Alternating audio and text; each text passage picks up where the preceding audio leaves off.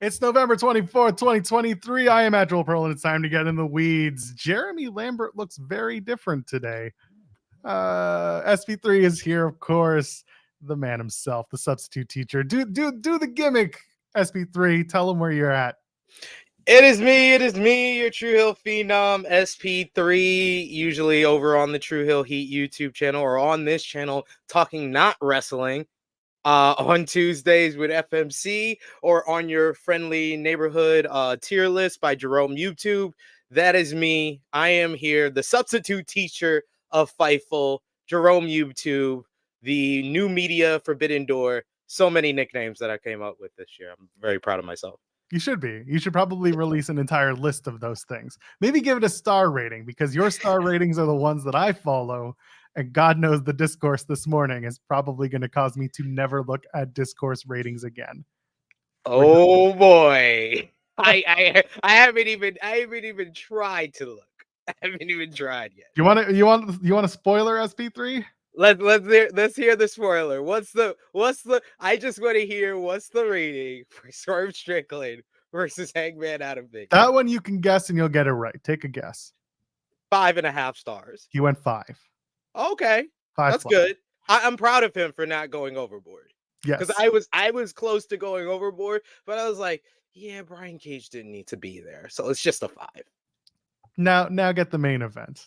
That's what I need you to guess. 4.5 stars. He went 4.5 stars. I literally, after the matchup, I was like, yeah, that's a match Dave would give 4.5 stars. And I was pretty close to going there too. I was like, let me watch it. Second time, I was like, yeah, okay, I understand some of the people that the stuff before the bell, it hurt the stuff after the bell. So, okay. That's why I went down to 4. But yeah, I figured Dave would go 4.5. I'm not surprised at all. Wrestling's a subjective medium. Exactly. Whatever you like, you like. Whatever you dislike, you dislike. That's what I'm here for. But what people have to understand, if you've been seeing Dave Meltzer's star ratings for like I've been seeing Dave Meltzer's star ratings for I think like 20-25 years, I can pretty much tell you what Dave's gonna rate it and what it should be rated. That's why I do my star rating. I was like, this is what it should be rated, but sometimes I'll like descriptive of a matchup and I'll describe it the way probably Dave will describe it. And that's what I did after Jay White and MJF, and I was expecting a lot more heat than I got. I was like, I know people are going to be bothered by this matchup, but I'm going to describe it how Dave Meltzer would describe it, because I do see the good in this match. Well, I see the good in you people out there watching us. Hello, chat. It's good to see you. Hope you had a wonderful American Thanksgiving. I'm in Canada, so it doesn't mean anything to me, but I get things for cheap anyway on this wonderful Black Friday. Leave a thumbs up on the video if you haven't already. And of course, you can subscribe to us here on Fightful Overbooked. If you haven't yet, you're missing out, buddy, because we drop content every single day. Hey, listen, you talk about Dave Meltzer, and look what happens.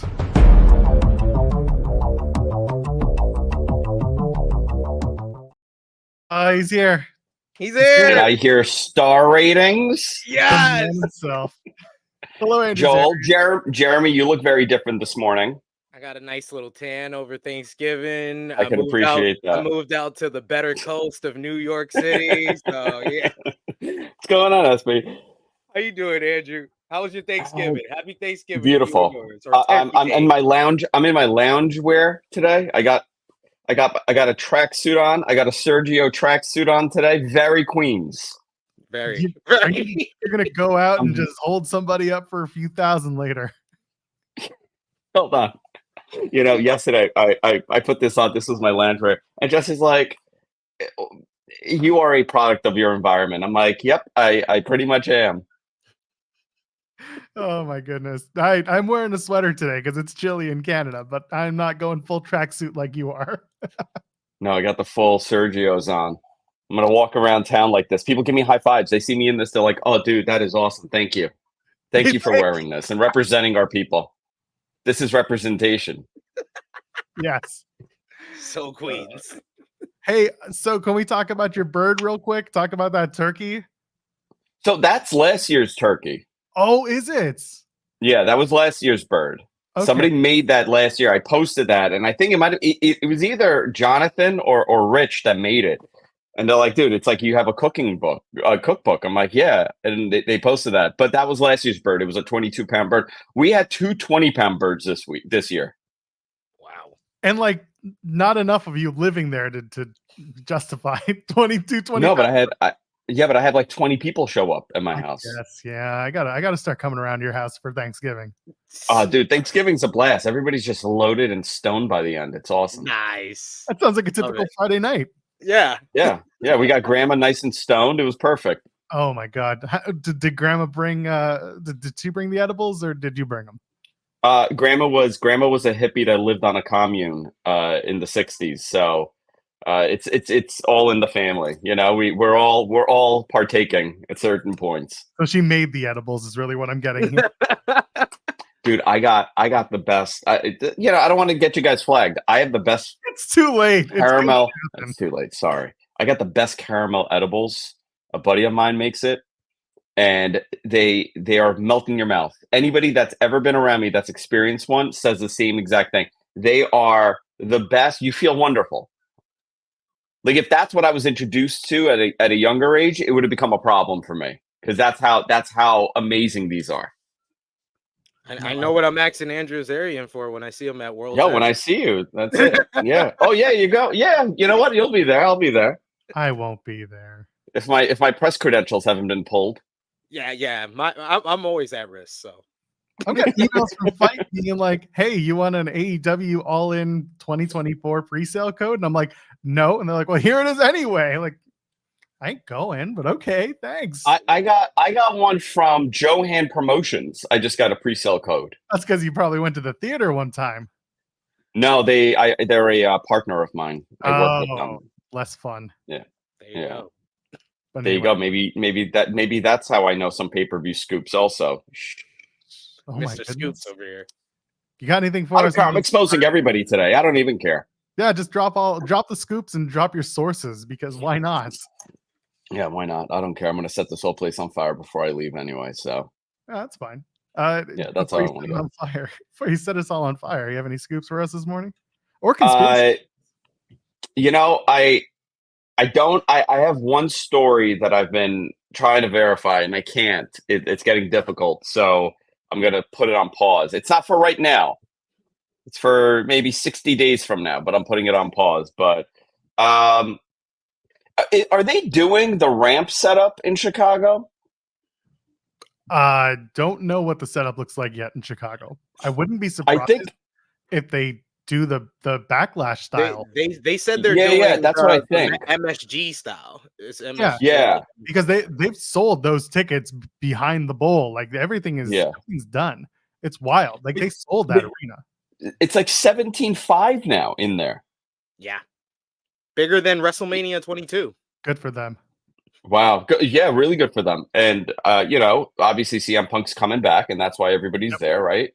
You know that Living Color, they released another. They re-released it, yeah. Spotify. Ari Emanuel got on the phone with the people at the record company. Whatever. What are they? Interscope? I don't even know. You know what? If they were Interscope, I would be so impressed with myself. Hold on. I would be so impressed. They're on their own now. Let's see. What were they part of? I mean, no, they were Epic Records. They were Epic Records. Okay. Yeah, it's like Epic, Def Jam, Interscope. That's all I knew. Yeah, no, it's all of them. Yeah, all of them. They've been on Megaforce. Oh, when they started, they were picked up by Megaforce, like everybody else. Yeah, that was if you were a metal band of any sort, right? Yeah, that was Johnny Z's thing. That's how he found Metallica and Megadeth and signed them, and then put them onto the. He was the original feeder system for metal bands. That's what he was. God bless Johnny Z. What did you guys think of? I don't know if you guys have talked about it. What did you guys think of Dynamite? Buddy, show just started. I don't even know where I am yet. Oh crap! Where are we? We were just talking about I accurately predicted Dave Meltzer's star rating for MJF and Jay White. That's right. I got a nice happy Thanksgiving from David Meltzer. Oh, that's very kind. Nice. Does he send you a Christmas card? No Christmas card. But I do get holiday messages, and then very threatening. Give me your scoop. Of course. Yeah, I did send him a bicep shot though. The same one I sent you yesterday, Joel. Oh, the double, yes, sir. The double. Oh, I sent Joel a double shot, and I wrote in all caps TRT, baby. and I'm trying to turn that TRT into a TNA for you to come out to Vegas with me. There you go. You know what? I would love what January. What it's MLK weekend, right? Okay, weekend. So it's the 12th to the Yeah. 15th is when I'm there. Dude, I would love to go to that. Come hang out. I actually would love to go. I know it's an option. It's a possibility because I have to make my way out there anyway. The first room, which I'm not going to divulge where I'm staying, but you know where I am. The first 2 nights, Yeah. pull out queen-sized couch for you. Ooh. And a king size. Joel, you know about my neuroses with hotels. I do. And beds and bedding and the suite. I have to book a suite. It has to be Suite. facing a certain wall. Oh, I don't have that. I got a studio suite, so we're good. I got a I need a view. I got mountain views for you. I ain't doing no strip views. I want to sleep at night. Taking a sleep. I'm a dad. I think we all are here. I'm taking sleeping pills with me, and I'm holding up. Let me show you this. I'm bringing my Switch with me, and somebody turned me on instead of getting the dock, the traditional dock. Yeah. Oh, that's the dongle. The dock dongle, and I tried it out, and this thing works perfectly. So I'm gonna be using this because otherwise I gotta bring a full on dock, and like that's not fitting in my one backpack. Yeah, mine's over there in the actual dock. But yeah, my kids were in here playing Mario Wonder. I wish I don't have Wonder yet. I'm still trying to. Oh, it's awesome. I know. I'm awesome. grinding. I'm grinding Odyssey still. Dude, you know, I got a PS5 over the summer because I was getting a new TV, and my wife was like, "Why do we need a new TV?" I'm like, "Because I need a PlayStation 5 and I need a 4K in the living room." Because I was holding off on the 4K in the living room because nobody watches TV there. So I bought the PS5. I got to tell you, that Spider-Man game, unbelievable. Yeah, I heard. That's all I've heard. Yeah, everybody's telling me the story, the graphics. It's amazing. So good. Why'd you plug this dongle into a slot machine, sir? Sulco, are you going to be in Vegas? Sulco, you go to TNA shows all the time. Are you going to be in Vegas? You've given me stuff from Vegas before. Tell me you're going because I want to shake your hand. I want to shake your hand. Oh my goodness. Yeah, it's Andrew Zarian. Come to Vegas. There you go. I'd love to, man. I'd love to. I would love to. That's Joel's pitch to you to come to Vegas. Easy as that. Pull out couch.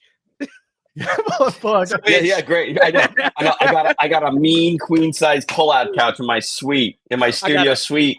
I got a Switch ready for you. I got a Switch. Joel and I are cuddling. No, we're gonna end up cuddling. That's what's gonna happen.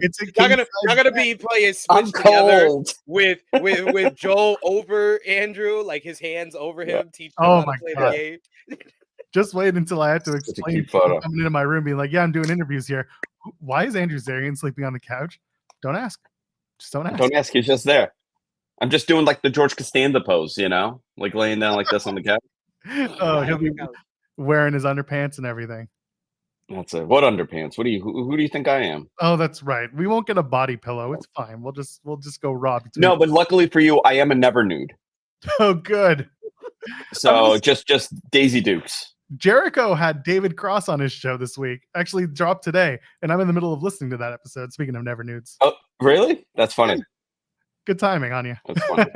I did catch you guys talking about the star rating for that Hangman and Swerve match. You know what? I say this all the time. I do not like death matches. I'm not a death match guy.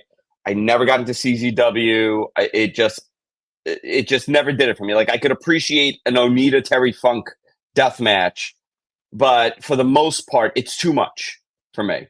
I agree with Dave. That was a 5-star match for me. Same. Yeah. Top to bottom. The general consensus for people who have said like deathmatch wrestling isn't for me, and you're far from alone. I've heard it at least 5 other times this week, is that the match warranted the stipulation, the build warranted the stipulation, and everything that happened between the ropes, that was exactly as it should have been given the story itself. And I like death matches. I don't like watching an entire show of death matches per se, but like I can watch them and I'll enjoy them and be like, oh shit, let's go. But yeah, the match itself just did it for me. I called the artwork spot as I was talking to a friend of mine via the DMs, and they were just like, oh yeah, no, they had planned this one. I'm like, of course they did. You got to do the callback to Child's art and staple it to the new bridge known as Swerve Strickland. And then he Listen, totally and it was a leaks secret pay-per-view, right? And then you drink the And it was a blood. pay-per-view. And he drank his blood. I And mean, guess what? And guess what they did the next Wednesday? They aired on the channel they were supposed to air on. Exactly. Someone told me that their TV deal was at risk for that drinking blood spot, and I was like, yeah, I "All heard. right, I'm sure I'm gonna watch AEW Dynamite this week." But I really like to add on to what Joel said, that the reason that this is like different from, especially even other death matches in AEW, like the ones I would compare it to is like Hangman versus Mox at Revolution this year, and the Mox versus Omega matchup from Full Gear 2019. In those matches, there was particular moments where I was like, why are you creating physical harm to yourself? Like with the Hangman Mox match, it was Hangman wrapping himself in barbed wire to do the moonsault. I was like, cool spot, but you just hurt yourself more than probably him. This one, everything they did was to cause physical harm to each other. That's what I love about this. Like, it had meaning, it had substance. Everything led to the escalation of what they were doing. The power driver on the barbed wire, power driver on the barricade. Like, it was just going further and further, and it just like Nigel McGuinness said it best. It felt evolutionary. We were watching something totally different from any other death match we had seen before. The only criticism I would give, okay, and I'm not even the drinking of the blood. I have to tell you, Joel, when I was in Vegas for Double or Nothing last year, not this previous one, the last year. Did I tell you about this? Yeah, there were certain people in a room that I was in, okay? Of course. And I fantasy booked 2 years of Bruno Sammartino in 1986 to 1988 turning into a vampire, okay? And he was drinking the blood of certain wrestlers. There was an individual, many individuals that are associated with AEW, maybe one that has a little bit of a power of the book. I think I inspired that with my Bruno storyline. I hope that I hope that anyone remembers anything from a Vegas story 2 years later. Okay, that person deserves. That's what it was. That person deserves all the credit. Everything. Yes, I would do that. Yeah. Now, if Hangman, like if Hangman drinks Brian Cage's blood and like spits it out like I can't, it's tainted, then I would say that he booked my Bruno storyline. Because that was the whole thing. Bruno would just go around, like he would like find the wrestler who was a vampire. He was just roaming around, like floating in the back. And then like he would go up to Hulk Hogan and he couldn't take his blood because it's tainted. Of course. He would obviously. Right. Of course. Right. Okay, too much minstrel. And then he's like disgusted and he just floats away. What about Ed Leslie, brother? What about Brutus? Nah. And he just walks away. Yeah, no thank you. No thank you. What about Marty Jannetty over there? Nah. No thank you. He just wants pure blood, no tainted blood. No, the blood spot didn't bother me at all. But the big problem for me was the cage spot. It was unnecessary. It didn't help or it didn't protect anyone. It did nothing. It wasn't even like, oh well, that's why Hangman lost. It was just like a nothing moment. You just needed the Nana spot. Like the Nana was the real distraction in that whole thing. It would have been completely perfect. Like that's why I said when Joel asked me what did I think Dave gave it, I was like 5.5. I think if there was no cage spot, he would have went over 5. Like that's how good this match was. But I felt like that was just totally unnecessary. So yeah, I agree with you. Like it's just 5 stars, but that cage spot didn't. That's the only nitpick to the entire matchup. I think that Cage and Page will have a blow off, or not a blow off, but they'll have some sort of high stakes match at Winter is Coming, or possibly at World's End. Probably Winter is Coming, or at least lead to something. Hopefully. Well, we'll also find out if there's a January pay-per-view coming up. Hope it's January 1st and that Tony calls it day 1. You know what? I didn't mind that day 1 pay-per-view. Neither did I. The problem was you could only do it that one time because it was a Saturday. Yeah, that's the problem. And then everyone was like, what's going to happen in 2 years when January 1st is on a Monday? And everyone's like, we'll figure it out. We'll figure it out. Yeah, there you go. What are you going to do? You're going to call it day 7? You're going to do it next Saturday? What are you going to do? They can still call it day 1. You know, they can still call it that. Yeah, but then it's got to become. You remember back in the day when like In Your House would have a tagline that was associated to a hot act, so like In Your House Degeneration X, In Your House Rock Bottom, and all that stuff. They'd have to call it like In Your House Day One ish, and it would have to be the Big Usos blow off. They wouldn't get the perfect. WrestleMania. That would be work. That would work. Yeah, that would work. That's perfect. Run it back, Hunter. I know you're watching. Do you remember what the main event of In Your House DX was? Not at all. Shawn Right Michaels now. versus Ken Shamrock. Bingo. There you go. This guy. Good job. You got a point on the board. Hey, guys, if you weren't aware, I'm the first black man to ever win Quizlemania. Like I literally was telling that to my family at Thanksgiving. Is that a fact? That's a fact. It's me and Will Washington, the only black man that I've ever won Quizlemania. So I had to crawl for him to walk. Thank you. You're welcome. Yeah, Will, I got to tell you, Will, the amount of knowledge that man has is astronomical. Yeah, I'm only the first black man because I got on Quizlemania before Will Washington. Okay? All right. Well, you know what? That you're on the same level as him. That means a lot. Congratulations on your impending job with AEW SP3. Yeah, that's how it works. That gets you through the door. I'm trying to go with the other guys because AEW keeps turning down my media application. So don't worry. The next step after winning that is Tony starts quizzing you on random forum posts from the late 90s with usernames, and you gotta say what their top 3 posts were. He's like January 19th, 1998, WrestleZone forums. Too big, too proud. 97 said. What do they say?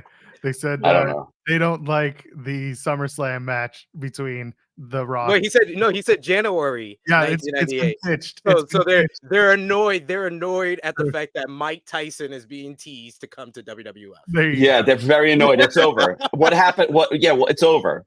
Why? Wrestling's dead. He's gonna kill the business. Why are you bringing in the guy that bit Holyfield's ear? Why? Yeah. He went to jail. He's just going to bury everybody, and then everyone's going to be buried, and you might as well make Tyson your champion. Do you think the discourse was worse on the forums versus Twitter? I don't know. No, I don't. I think it's worse on Twitter because people are just so willing to spread disinformation and bullshit for clout that that doesn't – on the forums, there would at least be a few people who would just check them and be like, no. There'd be one, like a moderator or a super moderator or an admin who could step in and be like, no, that's garbage. And they'd be done with it. It was, I feel like nobody discussed the business stuff back then. It was just like storyline. Here's what it was. Top things. WCW has all the old people and the young people can't get over, right? There was like 1,000 of those. If WCW's made their card, they would be beating WWF. Steve Austin's run is ending. They need to pivot away from the corporate stuff, the corporate ministry, over and over. And then it was just a bunch of fan fiction. Just like a bunch of fan fiction. And every now and then it would be like, have you ever heard of this guy, Bryan Danielson? Have you ever heard of Christopher Daniels? Christopher Daniels, Spanky, a lot of Spanky, Garrison Cade. Yes. Oh, no. Low Key, Amazing Red, Paul London. Another one. Yeah. I remember all of this. This is when I first got the forums, and then I also got the internet, and I had LimeWire. So anytime I would hear a new wrestler, I would look him up on LimeWire, see if there was a match of his. I've told this story before on other shows, but the reason why I got so into I was always into wrestling because of my family and stuff, but when Dave and Brian did the Wrestling Observer Live IATA show, okay, it changed everything for me because it was a daily radio show at 3:34. I think it was 3 o'clock or 4 o'clock, after school. And I discovered him because I would listen to, here you go, Joel. I would listen to live audio wrestling on Mojo Radio. There it is. AM 660. Mojo was what? Oh, that one. That's on you. But I know I knew of Mojo. I knew the call letter. Mojo was 660. But whatever they were on, it was before Agnew was on. It was John Pollock. No, Dan the Math Labransky and Jason Agnew. Jeez. That was No, was it? No, Jeff Merrick and Dan the Mouth Labransky. Those were the two. Jeff Merrick and Dan the Mouth Labransky. Mojo may have been 640 because that's what 640 it became City. Mojo was 640, but they may have been on something before Mojo. I can't remember. Regardless, yeah. But there was a great conspiracy theory show on before. It was called Cloak and Dagger, and they got thrown off the air after 9/11. That makes sense. Gee, I wonder why. Oh, you know what I was talking about the other day? I wonder why. You're from New York, Andrew. Do you remember the Yes, Slammer? sir. The Slammer in the Daily News. That's how I learned how to read. My mom told me yesterday.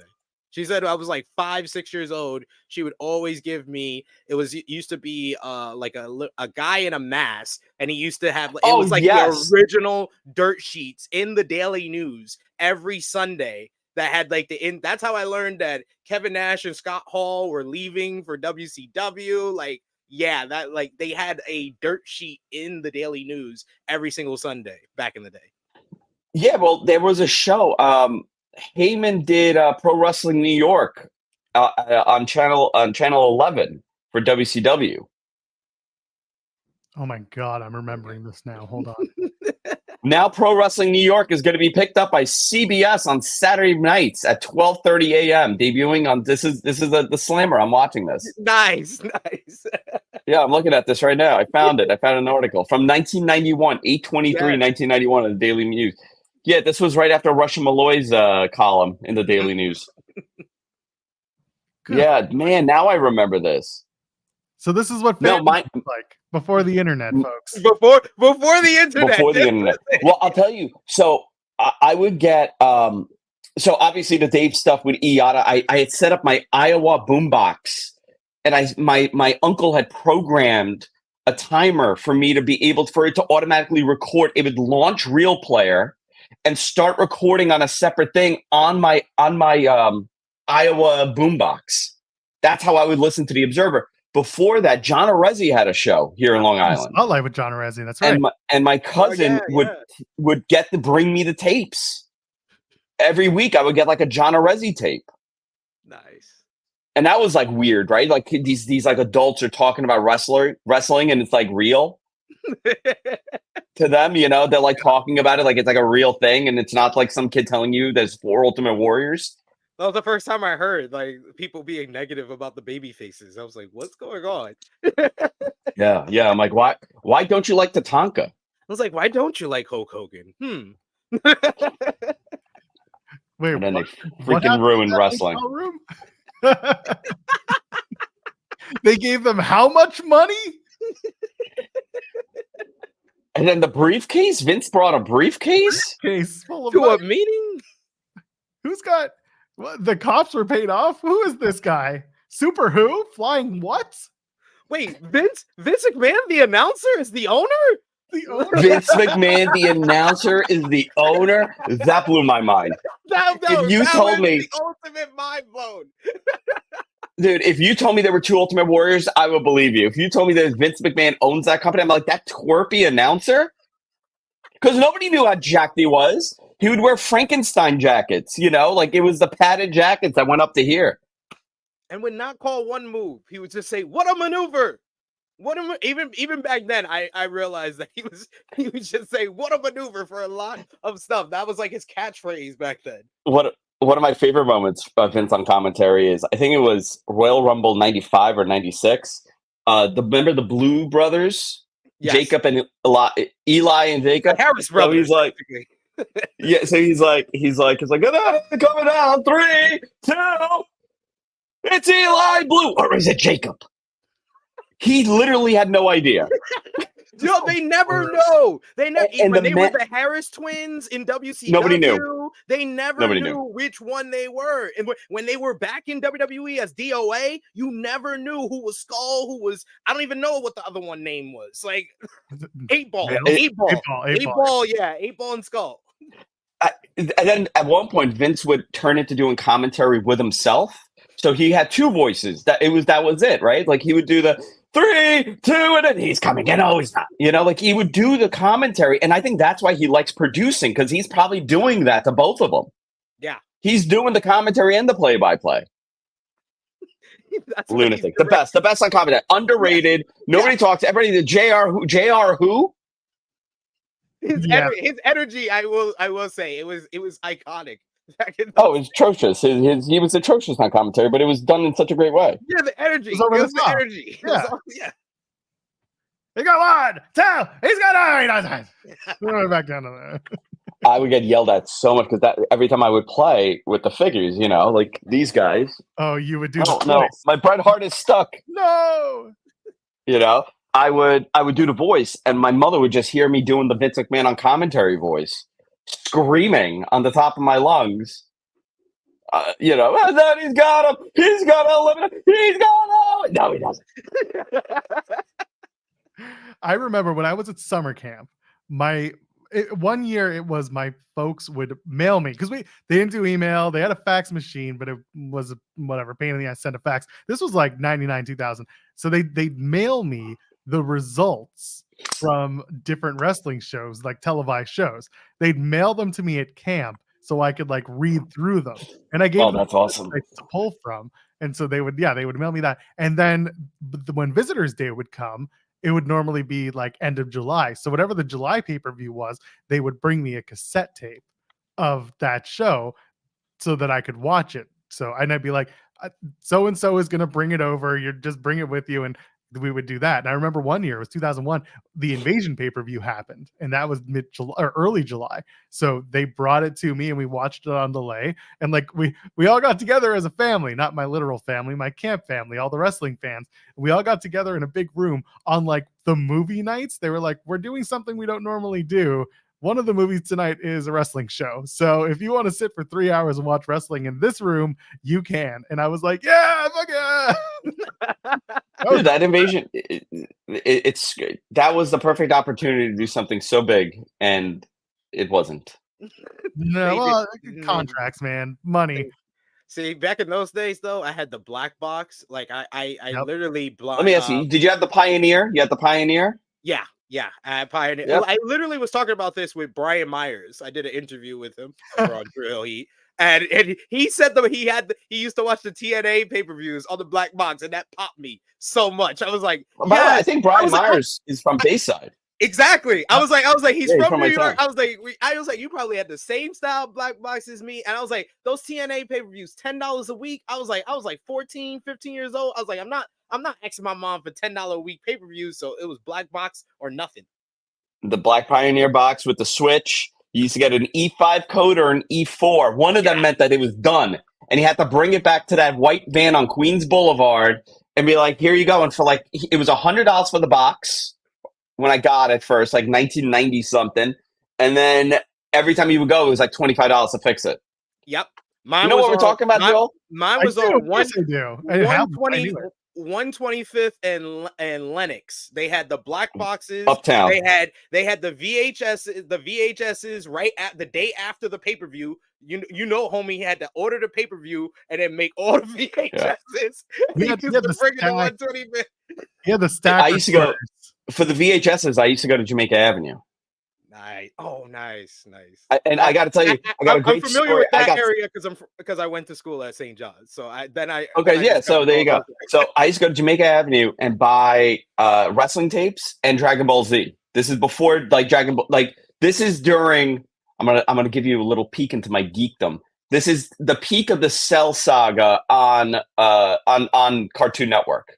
Okay, so you go in 1999, 2000. And I wanted the Majin Buu saga. So my friend's like, oh, let's go to Jamaica Avenue where we get the wrestling stuff. They also have like all of it dubbed in English. Okay. So I bought like $60 worth of Dragon Ball Z dubbed in English. And I popped it in and it was an at-home dub. So somebody did the dub. Like, and it's not the same. And it was the most inappropriate thing. I've never heard Goku drop the N-bomb so many times. Yes. I think I have seen one of these because I've had friends that had the VHSs, and we used to always like after high school ended, after school, we would go to the house, watch Dragon Ball Z, and one of our friends had a VHS that I was like, why is Goku black? Because I was like, there's definitely a black guy's voice. Dropping N-bombs.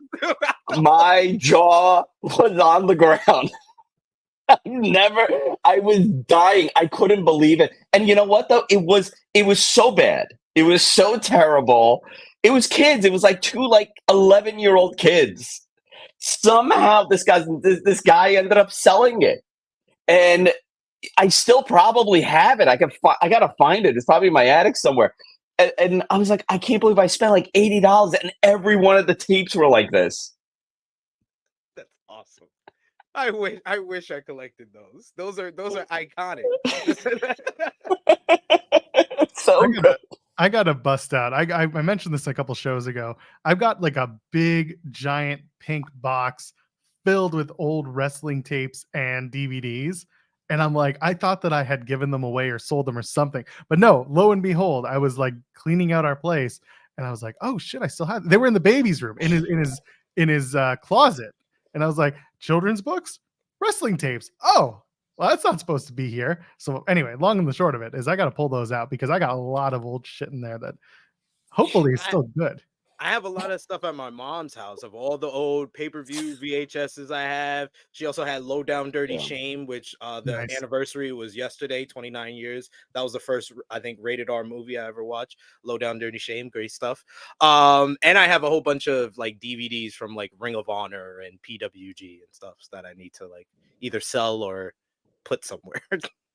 Chi-Town Spurs, I can tell you there's no collector value on those because they're all taped off of recordings, and they're some of them are original release or not original but like official releases, and the DVDs are fine, but like ain't nobody buying those. I could probably put them on eBay or something and someone will take them, but other than that they're just fun physical media that I still have and still hold. I've got Over the Edge 99, so there's that on cassette. Wow, that's a big one. I think I have that one on one of those 125th VHS and stuff. Although, didn't they put it on the network when it first?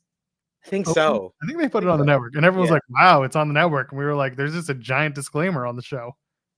Is it not on now? I think it's very edited though. I'm not on Peacock, so I don't know. I haven't checked network. I use Sportsnet here. It's Chi-Town Sports talking about the DVC tops. Those might be worth some money. Well, yeah, you got Caden Axton for $100. $100 he's offering. I gotta find it. It's in my attic. It has to be in my attic. It was like 6 of them, and one by one I put it in, and even the theme song was not the theme song to the show. It's just some sick beat that some guy's doing as an overdub. No, I honestly, I wish I was joking. I think it was like somebody doing their best DMX and singing about the Dragon Ball Z characters. Oh, that's he thought he was getting Dragon Ball Z. He was really getting the uncut original version of the Boondocks. You know what? It was the Boondocks. Yeah, it was like the sample to the Boondocks. You know, the prototype. Oh God, this is the best episode we've ever done. Jeremy Lambert needs to go away more. It's just two New Yorkers educating Joel about the shenanigans that we pulled. I'm aware of these shenanigans. We're educating Joel because I had a Compton Crip certify him in the Bronx, so he needs to be learn all of this before he comes back to New York, and he's gonna be rocking the blue. He's gonna be like all decked out when he meets G Lo. Stop it. Love y'all. Joel, I was a bad kid. I'm telling you, I was a bad kid I was a bad New York City kid. Color me shocked, Andrew Zarian. Color me shocked. Yeah. I was a good kid. Every house party we went to was like kids. Oh, dude. My favorite thing about house parties is the idea that people would have them and they'd be like, why don't you host one? I'm like, because I'm not dumb. Like, I know that my place can. If you go to every house party when you're a teenager and you see it get trashed, what in God's name are you thinking? Be like, oh, I should host one of those because my cool points will go up. No, I don't need that. I don't need to clean up after this shit. I watched a dude try to have a cool points party. I posted this on Twitter like a month ago. He tried to have a cool points party to the point where The seniors showed up. The bad seniors showed up, lit fireworks in his front hallway, and he had the guy who was hosting the party had to light his own not his couch, but his parents' couch on fire so that he could have the cops called so that they could. This was teenage dumb logic, so that they can have the cops called to come put it out and then get everyone out of there. It was a heck of a time, and I was there. No, ours was different. Nope. Ours was different. It was no, our parties were very different. It was just a bunch of Eddie Kingstons showing up at like a 16-year-old's girl's house and just drinking up everything. And you're like, aren't you a little too old for this? He goes, no, my cousin's here. Yeah, somebody's cousin was always ratting on the party. Of course. That guy is always related to the prettiest girl at the party, it seemed like. Yeah, like that was their uncle or their big cousin, older brother. Like, yeah, it was always like that. From Yonkers. I was about to say Yonkers, and then I've been told Yonkers. Not anymore. Yonkers. Anyway. They took it away from you? You lost that? Jeremy tried to take it away from me, but Jeremy's like the whitest white guy you can think of. Yeah, he can't take it away from you. He can't take it away from you. That's true. Jeremy, if you're listening, I miss you. Like, not a lot, just enough. Where is he? He's on his way to WrestleCade. No, the WrestleCade is this weekend. Yeah, Winston-Salem. He's on his way out there. So isn't Sean wrestling? Sean's wrestling next week at Black Label next Pro. Week. That's in Berwyn. Yeah. He's got Shaza. That's next Saturday. So this weekend's WrestleCade. Sean's going to be there too. Sean and Jeremy are there. I'm going to tell you, I hope he breaks her in half. Can you get the scoops on this match so that we can report it on this show? There we go. Sean's going to pull off a crazy move. No, there's going to be a glass spot. There's going to be a glass spot, and somebody's going to be screaming in Chicago. Real glass? The glass? Are you going to cry me a river? Are you going to cry me a river? Well, you know what? Sean should do that. Sean should look at the camera and say, cry me a river at all his detractors. I've never met a man with so many detractors in my life. Well, that's because Dave doesn't really use his Twitter unless he's arguing with 0 follower accounts. Yeah. David only argues with the lowest of the follower accounts. Which is fantastic. Like, it is bit at this point that he's like, oh, how many followers? 0. I got to respond to this guy. Yeah. This is a conversation worth having. You should call it observing nothing. You were talking about the tapes in your attic. I don't know if you've ever heard the story about Matt McCarthy from We Watch Wrestling. He used to write for WWE as well. He was trying for the longest time to procure the tape library or the tapes that are in the boxes in Dave's shed. Yes, I've seen it. And it's thousands. It's thousands. Really? And Matt's whole thing is like the air and the humidity and just years of them being in there in those tubs, like those cassettes, because he is a cassette aficionado, is Matt McCarthy. He's like, everything's going to fall to pieces and be useless and all of this history is going to be gone. And he wanted to like get these things from Dave. And I think and what'd he do? They didn't give it to him? I don't think he ever got them, but he had a very interesting conversations with Dave about procuring them. Like, they know each other. So the conversations were funny and they were honest, but I don't think he ever got the tapes. I have so all the old observers, like the radio show from IATA, they're gone, right? Because Dave doesn't own the rights to that. The radio show does. I actually, in a weird coincidence of stuff, Chauncey Hayden from the Howard Stern show bought all the assets in liquidation when IATA died. And he owns all of it, but he can't get to it. He's in Ireland now. He lives in Ireland. So he can't get access to any of it because it's somewhere, who knows where. And he's like, I'll just sign it over to you if you want to go get it. And I'm like, would that mean that I am the Observer if I own the rights to that? You would certainly be a historian of the Observer and sit on. I would be a historian. Yeah. Yeah. You'd sit on some pretty interesting content. I can't tell you it's valuable, but I can tell you it will exist under your ownership. Yeah, I think it is. I think someone will value it. So yeah, it is valuable. Yeah, I guess I love it. I think some of that stuff is on archive.org. Somebody put it up there, and it's amazing to listen back to it because, like, it's such history, live. Like the whole demise of WCW. Like, there's interviews with Eric Bischoff on there. Like, it's a very different Eric and Dave having a conversation. Jim Cornette too. Very different Jim and Dave. Back before everyone. I know. Before everybody started a podcast, started fighting with each other. Yeah, exactly. Why can't we all just get along? No, God forbid. Everyone needs to monitor. Those days are over. Those days are done. The Well, 90s are over. and also like get their fan bases. We were just talking about how, on the forums, people didn't talk about the money and the numbers and the ratings. Well, for one thing, like none of that information was public, at least for anybody, until 2001 when WWE went public. And then after that, we could start getting those numbers. Cable ratings, of course, you could get, but now you look at WrestleNomics and like they are the forerunners. They are the leaders in procuring that information and breaking it down and making sense to a more advanced knowledge base. But other than that, yeah, people see numbers and they assume the worst 9 out of 10 times because they think that whatever they saw on the Monday Night Wars is the number that it should be today, without taking into account literally everything that has happened in the television landscape since 2001 or 99 or 96. Like, oh God, it's exhausting sometimes. Yeah. Very. Not the same metrics. Never. Not how that works. By the way, Wade Keller also does like 10-year ago flashback episodes. He tosses those on his podcast. 5-year ago ones, those are really interesting. I listened to the 5-year ago because the quality of the audio is so much better. The 10 just sounds like he's talking on the phone. And I'm just like, I can't do that for too long. Because he used to do it on Blog Talk Radio. He still does Blog Talk in 2023. Is this still a thing? Well, you brought up Wade Keller, so I wanted to bring up some wrestling in this our conversation. Oh yeah, with Arian. Wade Hawkins is supposed to join. If you us. want, I'll leave. I'll get No. I wanted to get Andrew's opinion on Wade's report of Jay White apparently not being thrilled with the booking and the build of the match in Full Gear. It was more of like talking within like a podcast. I don't know if it was a firm report. It was more like speculating. So I can add some context to this. This was taken from Wade's breakdown of every person who was a part of the Continental Classic. And he basically had added in his review, or not his review, but in his write-up on Jay White as a participant, he basically said he wasn't super thrilled with how things went down in his booking of the angle with MJF from soup to nuts. And then of course there was like literally everyone else. So it was a buried piece of information in a much larger, like contextual Continental Classic write-up.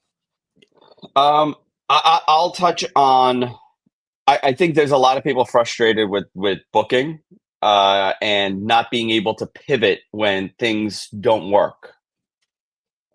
Some talent, they're not very good at pivoting when they have a creative idea. They don't want to get off of the creative idea. Like for Jay White, they did this thing for so long and now like, okay, he lost. Now what? For me, I would say that the whole Max storyline has been very muddied. I like the aspect that he's facing, like everybody's gunning for him and just getting torn apart every time he has a match. I like that, but I think it's gotten too muddy. And that's probably what he's talking about, and I've heard this complaint from other people there, talent-wise. Sometimes it's just certain people can't pivot when they need to. Right. Yeah. That's been a criticism of mine about AEW for a while, with a lot of, it's just a criticism, not just of AEW, I think of Tony Khan in general, because we're seeing kind of some of that in Ring of Honor, where I feel like the tag team scene, he still hasn't been able to pivot since Jay Briscoe passed away. And there's and it's stuff that's out of his hand. Yes. But that's the stuff that you kind of have to deal with booking so much of what he's booking. He's booking now. Next year is going to be the first full year where he's going to be booking 7 hours of television every single week. That's just a lot for anyone. So if you have an injury, and then 4 hours once a month, and another 4. Like that's a lot for anyone with all the other things that Tony does. It's going to be difficult in general to pivot when there's an injury, when there's someone passing away, when there's someone that's out, when there's something that doesn't work. But it's even harder when you have to deal with up to 11 hours of television in a week. That's insane. I've said this on this show. It's sometimes it's very frustrating to watch AEW programming, knowing that something else was planned and then someone gets injured or is unavailable, and then they've got to veer off the highway. And instead of taking a detour, Tony takes the emergency highway, which is out of the way, but it's alongside where the highway would run so that he could eventually get back on the highway past the incident, whatever it is. And typically, it's just not a very good pivot. The pivot is never very good. It's like we're pivoting because we still need to get to where we were, but the pivot has to make sense, and it doesn't, because we still have to get back to what we were supposed to do instead of just letting things naturally progress to a way of like, well, we got to go with hot hands, or we've got to work with, with the talent that we have, and not just waiting to come back. That's the frustrating part to me. I'll say this, right? When AEW started, they were match based. It was the in-ring that was taking the precedence. And for years, everybody started screaming on the internet, hey, but they need more stories. They need more stories. You can't just run matches. They need more stories. So they interjected stories. They're just starting out with this way of doing things, right? They have everything as a story now. I mean, there's so many stories. If you're Tony's a matchmaker. Is he a storyline guy? I don't know. It's still untested. This is relatively like the last 18 months they've gone this direction. They have people helping with storylines. I can tell you the Swerve stuff is fantastic. Yeah. And whoever, wink, wink, whoever is, helping with that, I think that person. It's what? It's known. It's common knowledge at this point. Okay, it's known. Okay. Yeah, all right, it's known. Yeah, once Brian Alvarez, once Brian put it out there, and Sean, basically said, yeah, it's true. So. That Will is involved in it. Yeah. Okay. All right. So I don't want to the surprise of nobody. Yeah. Okay. Great. Because I messaged Will and I told him, I was like, dude, if all these bozos that doubted you, Will Washington, what does Will Washington know about running doing storylines and creative? You know what? This is a major program he's doing or helping or whatever. I don't want to go into the details, but for somebody from outside of the wrestling industry to do something like this, it's fantastic. Yeah. You could nitpick little things. Sure, you could do that with everyking. How to get into the house? Where was ADT? Did the alarms go off? Where was the wife? But man, Nana got all that handled, man. Yeah. Nana from New York, he got all that handled. I gotta say, Nana moves just like me. Those hips are not moving well when he does that dance. It's a New York. It's a very New York stiff. The shoulders move though. Yeah, his shoulders are fine. The hips, not so much. One leg's going left and the other one's going right. I think before you go on, one thing about Will being in the room, and I know it's weird that like we praise Will on a Fightful platform, knowing that Will was here last before he went, but like the WWE hires Hollywood and TV, writers all the time. And you don't think about those people because they're not forefront of interviews or conversations, but they are in the room and they're the ones thinking up a lot of this stuff. Will's experiences with wrestling, podcasting, and doing what, the three of us do often. And that is a little bit of fantasy booking, a little bit of how I would have done it, a little bit of like thinking ahead, or at least trying to react to what we're seeing while also trying to be responsive to the actual stories being told. Yeah, and sometimes you want an outside perspective and you want someone that has a little bit of that fandom and kind of understands. And, this worked. Whatever, is it going to continue working for him? God, I hope so, because I want to see, I like seeing people be successful. I don't like to see people fail, but it's a great example of you created a story and it's working. Now, there's many other examples that are not working there with stories. Right. And I think it kind of has to do with the perspective that you're coming in there with. I think Will having a little bit of Will, I shouldn't say he's an outsider because he obviously, we know his relationship to wrestling. He's a historian. He's an analytical guy. But for someone that is new to this, to be able to put something together like that, that's magic. That's great. You got to praise that. I think for AEW, back to basics, though, for the long haul, will be their success. I think they need to go back to basics. What made them great? Great matches. Not crash TV, but a little bit of that boom, boom, boom aspect to their TV program. They're going to be criticized no matter what. They put on 2 blockbuster weeks of Dynamite. Well, they can't keep this on going. They need to slow down. They slow down. Well, look how boring this is. I think people have gotten into WWE operates a certain way, and there's no way to get them off that track. So you're okay with it. I think for AEW, there's a lot of criticism from the fans because everybody has a different perspective that they feel that could shift it a little bit. Yeah, you call yourselves the alternative. So what is that alternative? What is that alternative? But it's different answers for people. I thought Raw was good, really good this week. I watched Raw for the first time live like that in a long time. it's just not my thing anymore. I'll watch SmackDown. I watch all the pay-per-views. I can't commit to the program because it doesn't visually work for me anymore. But my kids love it, so I sit there and I watch with them, and I got to do a show, so I have to watch it. But if it was left for me, I wouldn't be watching it as much. I want to. I feel you on that one, and I will say, like, Dynamite this week, I thought was really good because I felt like it was the right balance of let's focus on the matches of the Continental Classic, but we also got the story of MJF and Samoa Joe being set up. We also got the Christian Cage segment, which I thought was one of the best promo segments that AEW has done this year, because Christian Cage, I showed it to a non-wrestling fan in my family, and they were like, okay, I'm into this. I'm interested in this. This person is horrible, and I want to see him get his ass kicked.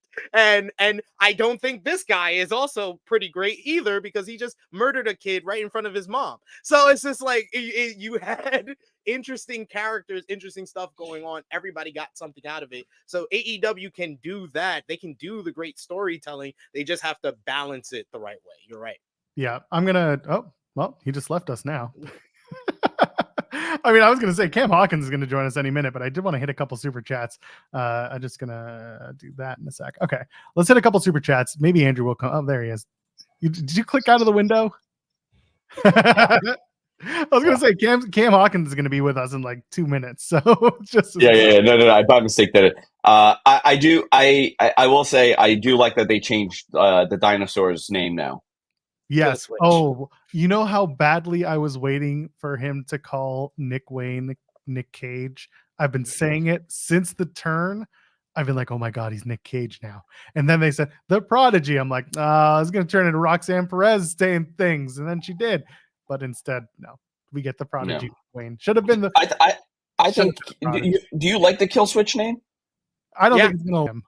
I don't think it's gonna last either. I think it's gonna be a thing where the fans they're gonna be motivating the fans every week to chant Luchasaurus. I hate the Luchasaurus name. It's so dumb. Did you see Luchasaurus, the mask that he wore in Lucha Underground? Go back and watch it. It was very Saurus like, and then he got smart and got a better mask that has since been causing some problems for them legally, but that's not important. That's probably honestly that could be why they switched out from Kill Switch and why they might unmask him very shortly. Or we're gonna go back to Jungle Express. Jurassic Express. I've been calling for Jack Perry to come home to his family for a while. Dude, his Lucha. Well, first of all, he was much smaller then, huh? Yeah. He's put on some mass. We're gonna see how he looks when he comes back officially. But we got a couple super chats we got to hit. By the way, send in your super chats. Y'all are being great about this, and thank you for your patience. We went off on tangents. So since some of these are relevant to the conversation we're having, Caden said, in hindsight, do y'all think TK should have done the Cole MJF turn it all in? Feels like he was scared to pull the trigger because of the duo being hot. Andrew, it really felt to me like that turn was coming, and then they realized that this was a bigger thing that has a longer story arc attached to it, so they didn't do it. What were your thoughts?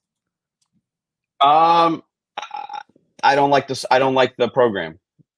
Okay. I don't like Cole and MJF. I thought they should have broken them up when they were hot to put heat on one of them, because it would have created this unbelievable anger towards the story, and it would have been hot. Now, Adam Cole got hurt, and we're just sitting in limbo now. But is he the devil, or is it CM Punk? Is Adam Cole going to show up at Survivor Series? Who knows? Everything's all combobulated. I mean, before All In, I did predict Cole was going to turn there, align with Roddy and the Kingdom to be the new heel faction, Undisputed Kingdom, as the AEW World Champion against the babyface MJF, because that's the logical story of MJF becomes this babyface and the first guy he trusts betrays him. That builds sympathy for him. It makes a lot of sense. And I think that a lot of this is a lot messed up because of the Cole injury, which can't happen out of nowhere.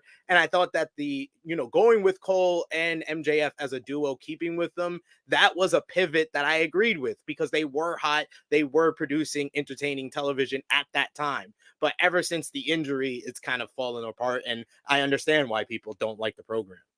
Before I get to my next super chat, I have a question for y'all. Paris Hilton just gave birth to a daughter. What do you think the daughter's name is? France. Close. Lou. Oh, you were closest. London. Wow. So now I see London and I see Paris. Paris. I see London. I see France. I see Joel Pearl's underpants. Not yet. Jai Downs versus Baby Stats, obviously, but having a live promo for Toni Storm and a women's match where every competitor has a story was a nice change from this past Dynamite. And that's the thing. It's that Toni will always put a segment and a match when it comes to the women's division. It's just how he builds those stories. They spent a little bit of time trying to explain why they were doing the three-way, and then Toni is Toni Storm. Like she again, going back to the hot hand, it is exactly there. I don't know if SP3 you have anything to add to those. That was the best timeless segment yet. That was great. Her doing the acceptance speech, that was great. I really enjoyed that one. But that's another thing that's kind of been polarizing to some people. Some people like it, some people don't. It's weird, but I enjoy timeless Toni Storm. Andrew Zarian, anything left to add before I kick you off? I love the timeless Toni Storm stuff. I love that she's an old-timey actress. I love that she goes into hysterics. I love that she was asking for the head of Warner, Jack Warner. You know, like been dead 47 years. Yeah, Jack Warner passed away 47 years ago. I'm sorry to let you know, Toni Storm. I feel RJ's fingerprints are all over this. Oh, 100%. You know what RJ's trying to do? By the way, love you, RJ City. I know you're watching. If this isn't an opportunity for RJ City to try and get a crossover with TCM so that he can then parlay that into a full-time job for himself outside of AEW and full-time with TCM, host, producer, owner of the network. I don't know, but if it's not that, I don't know what we're doing here. I want him to host a very macabre Vincent Price style horror show of all like the old timey horror movies. He would. I'd love that. I want him to do like a dinner and a movie. Him and Renee, they could resurrect that show. Can you imagine that on TBS? Dinner and a movie with Renee Paquette. Oh yes, and John Moxley. John Moxley. Oh, John Moxley too. Renee, John, and RJ. It's just Mox threatening people the entire time. Oh, so good. He's very unimpressed by everything. They're making me make shallots. I don't even know what shallots are, but I have to get them. They're making me do shallots. Making me make shallots.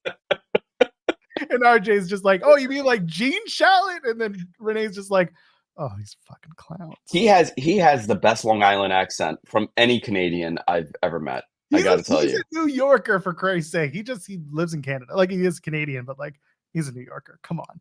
It's such a great, Long Island, Port Washington, Manhasset, Great Neck accent. It is so perfect. I loved his promo. His promo on AEW social media after the loss. Oh my God. Whenever he gets really upset, he cuts some great promos. Oh my God. All right. Andrew Zarian. All right. I'm out of here. You're the best. Sayonara. Thank you. Buddy. Goodbye. Enjoy. I'll be listening. There's the first. Oh, look at that. I got my balloon. That's how we know he's on a MacBook, ladies and gentlemen. Now do a thumbs up. Do a thumbs up. It's got to be longer than that. How did the balloons work? The balloons at number 2 or the number 5? Who does that? Me? Was it me? It's you. Yeah. We did a whole episode on this because Jeremy got a new MacBook and it messed it. Yeah. The thumbs up, if you make them big enough, it's supposed to do something. Pull it back a bit. Pull it back. What are we doing? I think you're ribbing me. I don't think this is real. You do the 2 and I'm doing curses. I put a curse on both of you. We did this episode. All right, Toodles, I'm out of here. All right, take off. We're gonna get to the rest of the super chats soon. We got our next guest. This is probably the weirdest episode we've ever done because now we're just bringing people on as they arrive. So, ladies and gentlemen, from the Ringer, very excited to welcome back the one and only Cameron Hawkins. Hey, my brothers. How is it going? Happy Thanksgiving, happy Black Friday. Whatever you celebrate, happy blessings to all of y'all, man. Absolutely. How are you doing? How was your Thanksgiving? A lot of tequila. I don't know how else to describe it. A lot of tequila, a lot of Douce, a lot of people cheating at Uno, and food. And of course, the Washington Commanders got spanked. And, I live in Texas. And so when people come to my mother's house, like they're Cowboys fans. And so I had to have a lot of restraint not to kick people the entire fuck out of my mom's house because they get too familiar. You know what I'm saying? Like, it's like, no, I live here though. You can go. You can really leave. But yo, listen, one thing I'm not is a sore loser. When Dak went to the Salvation Army tub and pulled out a turkey leg, I was like, yo, that was quite the celebration. And you know what? You know how you stop people from stunting on you? You win. When you don't win and they stun on you, you just got to eat it. And so, boy, like he ate that damn turkey leg. Wow.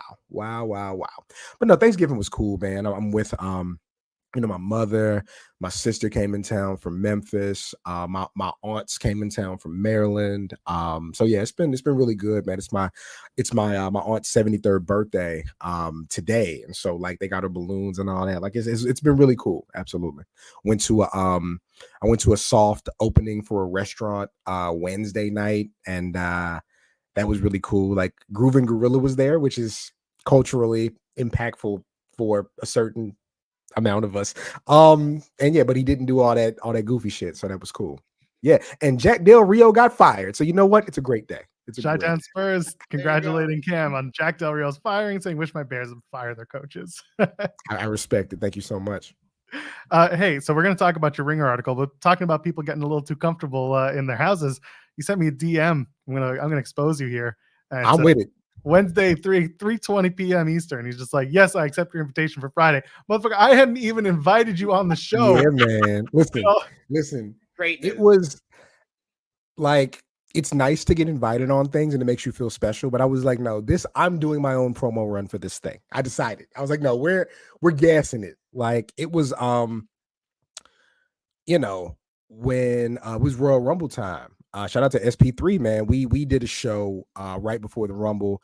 I was literally downstairs in the same house my mom's spot, and it just like that was the week that really all this picked up. You know what I'm saying? I got that invite from WWE to go to that NIL dinner, and it's been different ever since. You know what I'm saying? So this Jey thing is like, before we even like talk about it, this Jey thing is like, we were at Wale Mania. Like nothing I said was like, I wasn't making any of that up. We're at Wale Mania. We're in the green room. We're all kicking it. We got mad bottles of champagne. There's, all 92 of the Samoans is in there. The Uso and Solo's mom is in there. Trinity's in there. WWE corporate. And I'm literally like in the green room next to Jey. I'm exhausted because I've been running around the building the whole day, making sure everything's cool. I said, Jey, like, I'm gonna be the one to tell your story. And he's like, what you mean, Oos? Like, what you mean, Oos? I'm Jey, like, this thing that's been building, like, is really a thing. I don't know if you see it, but I'm gonna be the one to tell the story. He said, all right, Oos, I hear you, but can we get some more ice, Oos? And I'm just like, that's why I stay humble, dog. Like, you know what I'm saying? Like, that was my job. My job was to make sure everything was straight.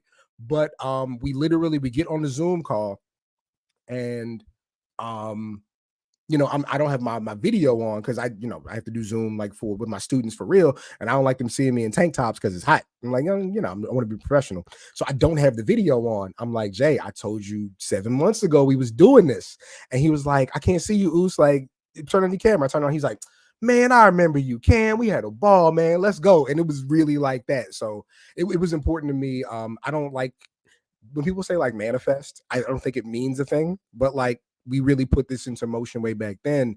And, it was paying attention, watching how things worked. And again, like I stress to everybody who's listening or watching or, looking at this on Twitter, being personable and being like a person will carry you so much in this game, man, because, it wasn't just person I saw in the building. It was like the dude who was kicking it with my mom, making sure she was okay. He don't know me from no other writer, but this is a person I trust because they're good to my family. Like that was the biggest thing coming out of like that whole weekend. Like Solo don't talk to nobody. Solo reached out to me. He's like, Oos, like you really took care of my people. Like I really appreciate that. And so like the job is so much easier when they don't think you trying to expose them or get over on them. They know like they give a damn about what we're doing and what we want to represent. So yeah, man, it made it so much easier just being able to let them know like I'm here for what you're doing. So yeah. When you do this, your writing is very unique, and I mean that in the most complimentary way possible. When you walk into a situation like this where you're like, I'm going to tell your story, and you think about that. You said you had 7 months to think about it. What goes into your process at that point? Like, what are you thinking about when you get into the meeting, you ask questions, and then you got all this content? What's going through your head as you start to write these stories? So with I kind of did Jey and LA Knight back to back, right? And they're not super different in that these are people who are finding their footing in their late 30s, early 40s, right? Like and again, LA Knight, if you look at his bank account before he got to WWE, I'm sure he's fine. You know what I'm saying?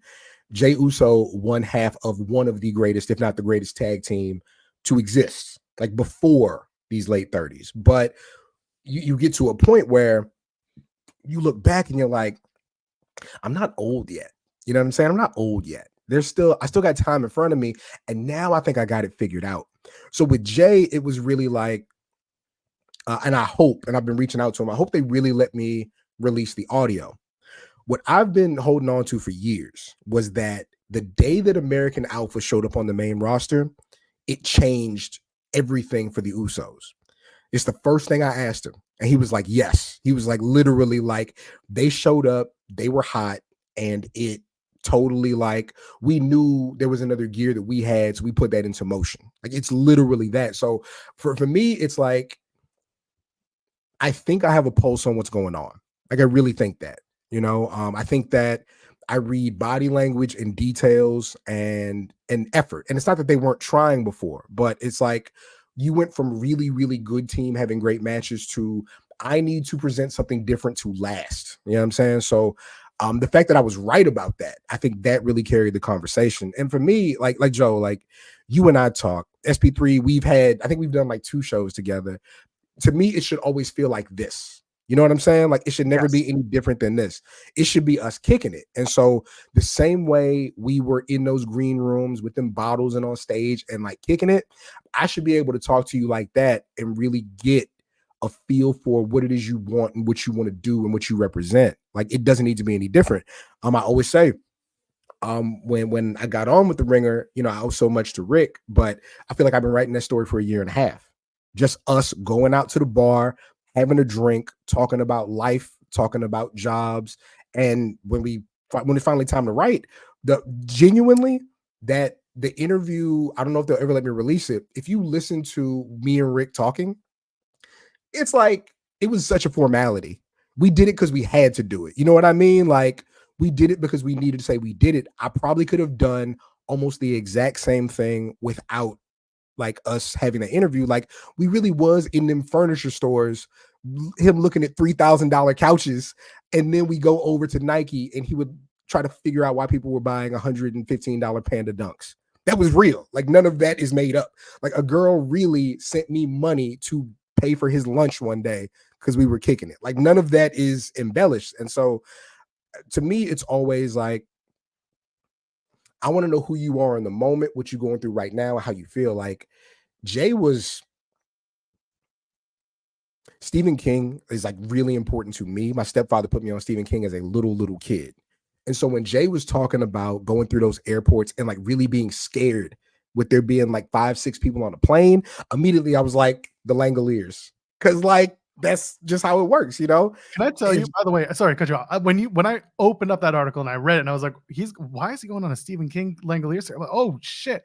And I was like, what is Cam's connection to Stephen King? I love that first of all, you just answered my own question, but thank you. Thank you for getting there. That was perfect. Nah, man, they listen, they let me do this thing. And shout out to Cal, my editor, who like, okay, so the Jey thing, I think it topped out at like right about 1,800 words, right? Guys, the draft that I submitted, it's like 3,000. It's so much. And because we talked about so much, like, shout out to Jey, like LA Knight, and I don't fault him for this. LA Knight don't know me from nobody. We talked for 15 minutes, roughly, right? Me and Jey talked for a half hour. I had to get Jey off the phone. You know what I'm saying? Like I had to be like, all right, like because I didn't want to, you want to respect their time. Yeah. You know what I mean? But me and Jay talked for a half hour, man. There was so much in there. But nah, it really is. They let me do this thing, Joel, where they let me be both the biggest nerd and the coolest guy at the same time. Shout out to Cal because he really does allow me to do both. And I think that that's why we've been able to make the things that we've made, because we can appeal to both audiences, right? Like hardcore wrestling, all I know is wrestling. And also like, all right, so my sister has a friend, she's here somewhere, her name is Danielle, and Danielle's like in love with all the wrestlers. And so like she's like, nah, I saw you and Jay. I saw you and Jay. Like, that's dope. Like, and I let her hear the audience. She's like, I fucking love Jay. And like, so it lets me do that thing where I get to exist in both spaces. Yeah, man, it was, I'm sorry, Joe, ask me questions about it. I'm just going to talk about how great it was all day if you don't ask me things. No, it's fine. I'm going to throw to SP3 because I don't want to dominate this conversation.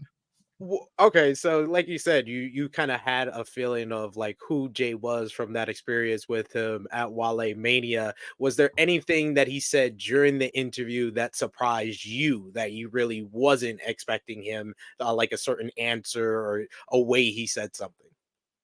I think that sometimes you forget how tight they are, like as a unit, right?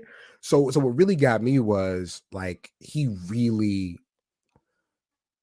even though they're like what 3-4 months apart, like the way that he feels about Roman is just so like that's, of course they're about the same age, grew up together, they're brothers, but there's a reverence he has for Roman, like for real. And so it's kind of the same thing with Mello, where it was like, I can do all the wrestling. Like the wrestling is not hard, but where's the camera? Where's the light? What should I be saying here? How should I emote here? He really had to relearn wrestling. And I wasn't ready for that. You know what I mean? Like, I was like, well, he's going to have to figure out how to fill more time in a promo and stuff like that. He was like, no, I really had to relearn how to do this because he said he never, ever thought about doing it without Jimmy. Like it wasn't even, singles never crossed his mind. Right. And so he's describing basically like, I got to have Roman at the peak of his powers, and I got to have Paul Heyman really teach me how to do this. And that was really like impressive because again, Jay was what, 12, 13 years deep in the game at that point, but that was really interesting. And, we all dealt with the pandemic in a different way. Like for him to be like actually without Jimmy for the first time and really be like in the airport by himself. Because one thing he said, they get in, the 4 of them or 5 of them get in a car and they driving 300 miles. He's like, it don't even feel like we went nowhere because we're talking and kicking it the whole time. It doesn't feel like a trip, but now he all of a sudden has to deal with really being alone. You find out how important family is to people when they tell you like, no, it was what was really cool. And I don't want this to get more, but he was like, nah, I had some dark times. And I was like, no, I know exactly what you mean. Like when you are a man of a certain age, you're so used to family being what it is, you do start to kind of feel your mortality at weird times. And so him being able to say, no, there were some dark times, like not being like with family. But man, he is unsure isn't the word, but finding his confidence and being able to really find his confidence like at 38, 37 is so cool. Like it was really cathartic for somebody like me who also, and I told this when I did Wednesday Worldwide with the Ringer a couple weeks ago, like LA Knight is me, like Jay is me in that I found success in my late 30s, like, and for them, they've been successful, but like a newfound success in your late 30s when you don't expect it, it gives you some really interesting perspective. So talking to them back to back has been really, really cool. Yeah.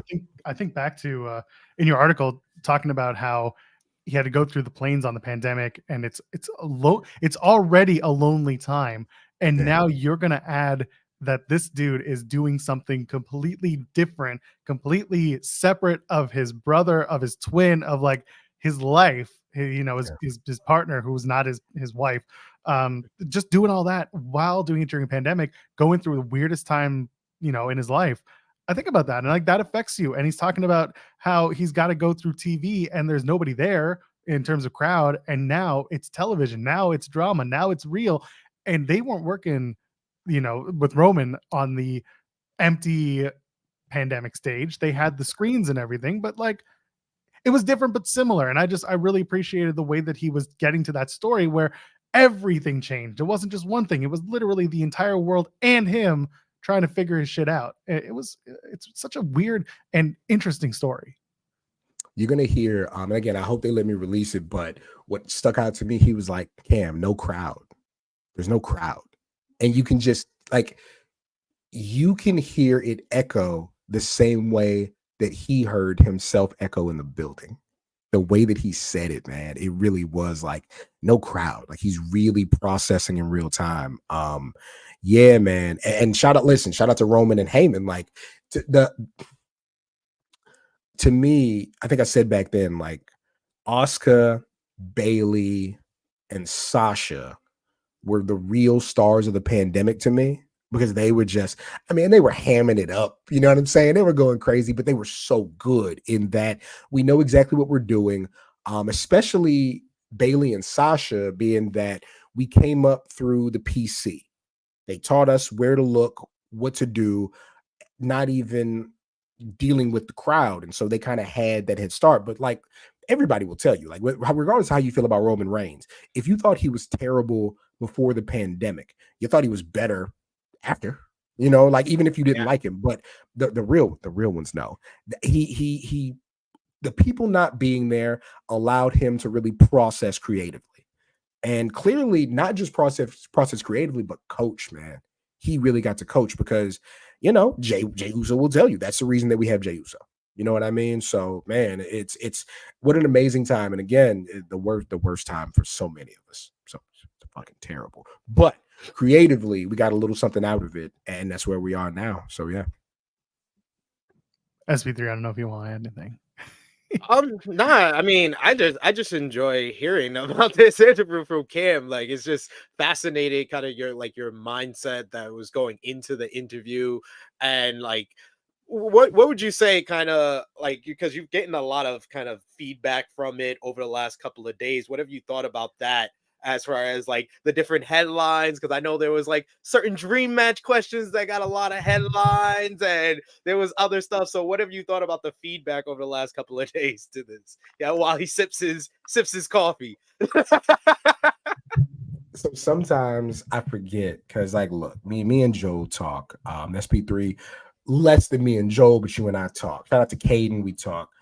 I forget sometimes that a lot of people's exposure to anything competition based is only wrestling. And so when Fightful pulled the headline about if you want to have these dream matches, you got to come to WWE, I was like, no, this is exactly for wrestling. This is the most important thing of this interview. It absolutely is, right? Again, my greatest and worst tweet is me saying, I do not understand how you can look at the Usos and the Young Bucks and decide the Young Bucks are better. And it was, I probably could have worded it better. And the thing was, to me, it wasn't a slight to the Young Bucks, because I was like, no, they're dope. I'm just saying, what's going on over here? This is what's up. But that did what it did. But what was interesting was something that I thought was so simple and so clear got super misconstrued, and people took it so like they immediately went to tribalism, and a bunch of motherfuckers can't read. It was all those things at once. And I was just like, guys, I'm mad I had to go in and clarify. And then you get people you clarify to. How do you know that's what he meant? Motherfucker, because he told me. Because we were talking. But no, I really think that the thing that should be understood, and if anybody hasn't read it, basically Jey Uso said, I said, Jey, and shout out to Tony Storm. Tony Storm made me feel like an idiot asking about dream matches. She was like, ain't no dream matches. If it's his dream, it shouldn't happen. Like, I do what I want. I was like, okay, you're dope. But I asked him, and now I ask it different. I say, yo, are there any dream matches you feel left on the table? Because I went into it when I talked to Dax. He was like, I want FTR and the Usos. Like, that is my dream match. And shout out to Dax, because I love a worker. Mm-hmm. So the statement came out. And then Dax turned around and dropped his top 10 tag teams, and the Usos weren't on there. Yep. But instead of me being like, nah, Dax, you told me a couple months ago, I was like, nah, I see it. I get what you're doing. But no, Jay literally was like, because what I asked him was, when I talked to FTR, I talked to Dax. Dax was like, I want to run FTR and the Usos. I do not feel like it played out. That is my dream match. And he was like, the Usos are top tier. Or no, I'm sorry, FTR is top tier. They really are. He was like, I feel like we missed out on the Hardys. And I'll tell you why that was interesting. I think we would all say, thank you, sweetheart, because I know you're having a loud conversation outside. I appreciate that. My sister closed the door. He was like, no, we want to run the Hardys. And I think we would all agree. And this is no shade, no disrespect. Physically, the Hardys are not what they were 10 years ago, right? No. But for that to still be like Jay's dream match is super interesting, because to me, that means they think that they can still get something out of the Hardys that would satisfy them and satisfy that crowd. I think that's really interesting. Like salute to the artists, right? Like, I can get this rapper from 10 years ago and get the best verse out of him. It's like, who does Nas and Hit Boy? It's like Hit Boy said, yo, Nas is still that man. I can put these beats like behind some Nas vocals and we're going to make classics. And he was right. So I think as an artist like that, I really appreciated that. But he was like, yo, I want to run it with G.O.D. over there in Japan. And the funny, like, again, I hope you guys get to hear it. I literally jump in and say, everybody thinks y'all are cousins anyway. Yes, thank you, Cam. What everybody was thinking, you had. Yeah. And he was like, no, somewhere down the line. It was somewhere down the line. It was really fun. Again, I think the reason I get to do some of the things I get to do is because we're having a conversation. You know, like, we're really kicking it. But he was like, yo, anybody who wants to run it. And I didn't say Young Bucks. I didn't ask Young Bucks. He threw out Young Bucks because you know what time it is. He was like, Young Bucks, anybody, you got to come to WWE. And he was like, I think we're the best at, the moves, the looks, the hair, the earrings, the tattoos, all that. Like, but that's how you're supposed to feel. You know what I'm saying? So like, if I interviewed Nick or Matt and they said the same thing, I'm printing it the same way. You're supposed to feel like you're the best. And so many people were like, nobody wants there's no dream matches with the bullshit. Like stop lying. Like, stop lying. Because me, who is not like aesthetically the biggest fan of the Young Bucks, they're a dream match for everybody.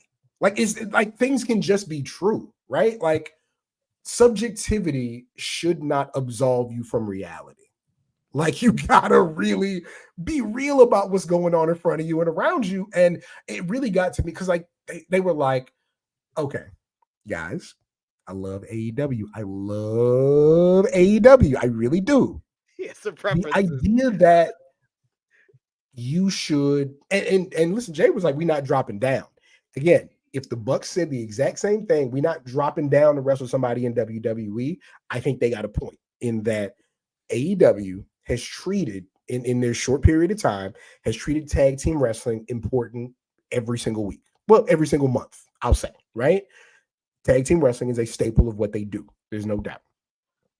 Saying that going to WWE would not be a dream match where you're going to get the biggest crowd and the most eyes and the most buzz is stupid, right? So I can agree with you about the promotion and the aesthetic. You also should understand the money and the eyes. Both of these things should just be true. You know what I'm saying? Like, people, they just. Well, this is the thing. This is something that Jeremy and I talk about quite often, and that is normalizing using the sentence, it's not for me. And just stay on, just stay on it and stand on it. If it's not for you, that's fine. It doesn't need to become a giant argument. Nothing's a discourse. Not everything is a discourse. Some things just ain't for you, and that's okay. And that's why Jeremy and I, and honestly, any guests that we have, we get on this show, we get on this platform, and we set expectations, and we have the conversation just like, this is why y'all are overreacting, or why maybe, your mindset could be a different way to maybe think about others in this space, because there are people who will want to see things that you don't want to see. You may be even surprised to find out that there are more people who want to see it than those who do not. There is a vocal minority, and it does exist in wrestling. So maybe we can start hearing out the fact that some people want to see something that you don't, and that's a good thing. It's okay to disagree. It's just like, that's what wrestling. It's a subjective art. It's okay to disagree. Some people will see an art piece and think that it shows the sky. Some people will see an art piece and say that it shows their mother. Like, that's how art is. And I came up with an excellent content suggestion for Fightful, because Cam has his, famous tweet about, the how can you say the Bucks is better. I my most famous hottest take is all the Usos did was steal the Young Bucks in-ring style and the Briscoes promo style, sprinkle a little bit of Samoan on it, and put it on a mainstream platform. So I think that an excellent content suggestion is a honest, no insult debate with me and Cam of who's better, Bucks or Usos. We can do it. Yo, I was on it was end of the year last year. I was with Grabsity, shout out to the brothers. And that's literally how me and Reg feel. And this is what I said. And here's what's crazy, SP3, because we have all these conversations. And I was like, look, I'll concede that what they do is super similar to what the Bucks do. You man, super kicks, we jumping off, we doing that. What I said was, aesthetically, to me, them being like larger and more menacing adds to that, because I believe the physicality a bit more. Boy, they was on YouTube calling me all kinds of size queens, and they was going crazy. I'm like, bro, what? We can't just like appreciate the style a bit differently because of who's presenting it. They was mad, but no, 100% correct, man. 100% correct. Like, somebody basically was in my comments saying like, so you're trying to say that Jey wasn't saying that you can only have good matches in WWE. I'm like, he didn't say anything like that. None of that is on the page that you read. You just decided. You know what I'm saying? You just decided that that's the way it goes. It's very difficult, man. Hey, it's all right. CM Punk's coming back on Saturday, right? Oh my God. But no, just genuinely, I really appreciated the conversation, if for no other reason than, I said I was going to do it. I told my little brother 2 years ago, we were just like at the crib kicking it. I said, next year, I'm going to be on stage at Wale Mania. This was in 2021. And then in 2022, I'm like helping to do the show. And then that happens. And a couple of months later, they're like, yo, we're doing this writing thing at the Ringer. Cam has an English degree. Let's see what he's doing. And I hit Rick the same day. A month later, it comes out, and we've been running ever since. You know what I'm saying? And we're at Wale Mania last year.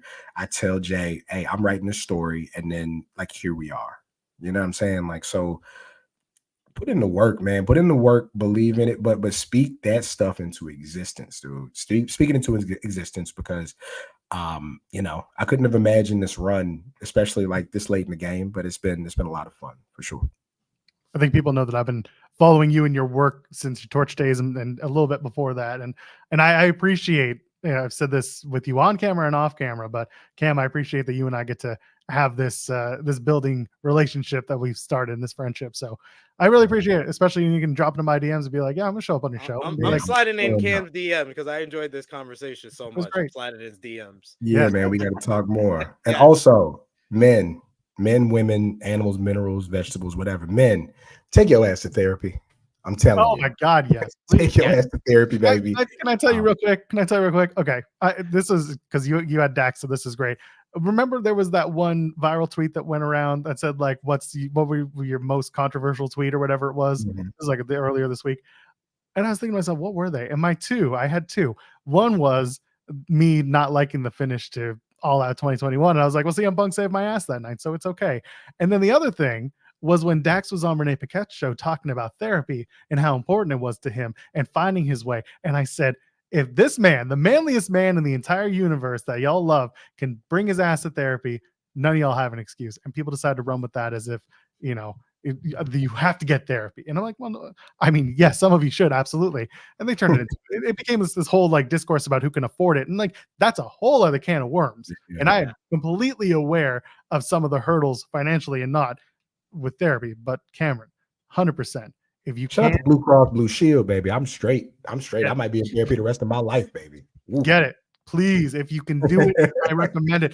Therapy is not a place for you to, if you're feeling like you're in the lowest of the low, therapy is a place where you can just talk it out and figure it out and try and see what makes you tick, man. That's what I give it to.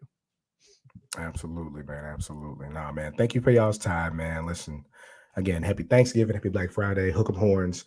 And if you haven't checked it out yet, man, theringer.com, talking about my man Jey Uso taking off, trying to stick this landing, man. So yeah, have a great weekend, and shout out to Randy Orton. Boy, that's gonna be loud. That is going to be a pop. Can't wait to see it. I'll be, a couple of glasses of tequila in, but it'll be a good time. As one does. Cam Hawkins, thank you so much. Thank y'all, man. Take care. Stay blessed. Later. SP3, the revolving door continues. Indeed. Do you want me to do the introduction? I want you to do the introduction. And we're going to get to, by the way, there are some very generous super chats. We are going to get to them, I swear to God. So go ahead and introduce our round out. All right. Our third and final guest today is my esteemed colleague, my co-host over on AEWramble, someone I've known since freshman year at Cardinal Hayes High School. He's a man of 52,000 subscribers, where you could go to him for your TV and movie reviews. But every Thursday, we talk about AEW Dynamite, the biggest critic of Tony Khan and AEW that is black, Jimmy Macram. Hello, sir. Gentlemen. I am a little concerned about that previous guest. It was a very positive last 5 minutes I heard there. So I saw you, Winston. It's okay. You're expecting the same. You might as well turn off now. Goddamn it. It's going to be rough. Welcome. Therapy, and it's all subjective. That's boy. Here we got Jimmy Macram up before 11:30 on a Friday, ladies and gentlemen. God is good. It's a good Thanksgiving, Black Friday. God is good. How are you doing, sir?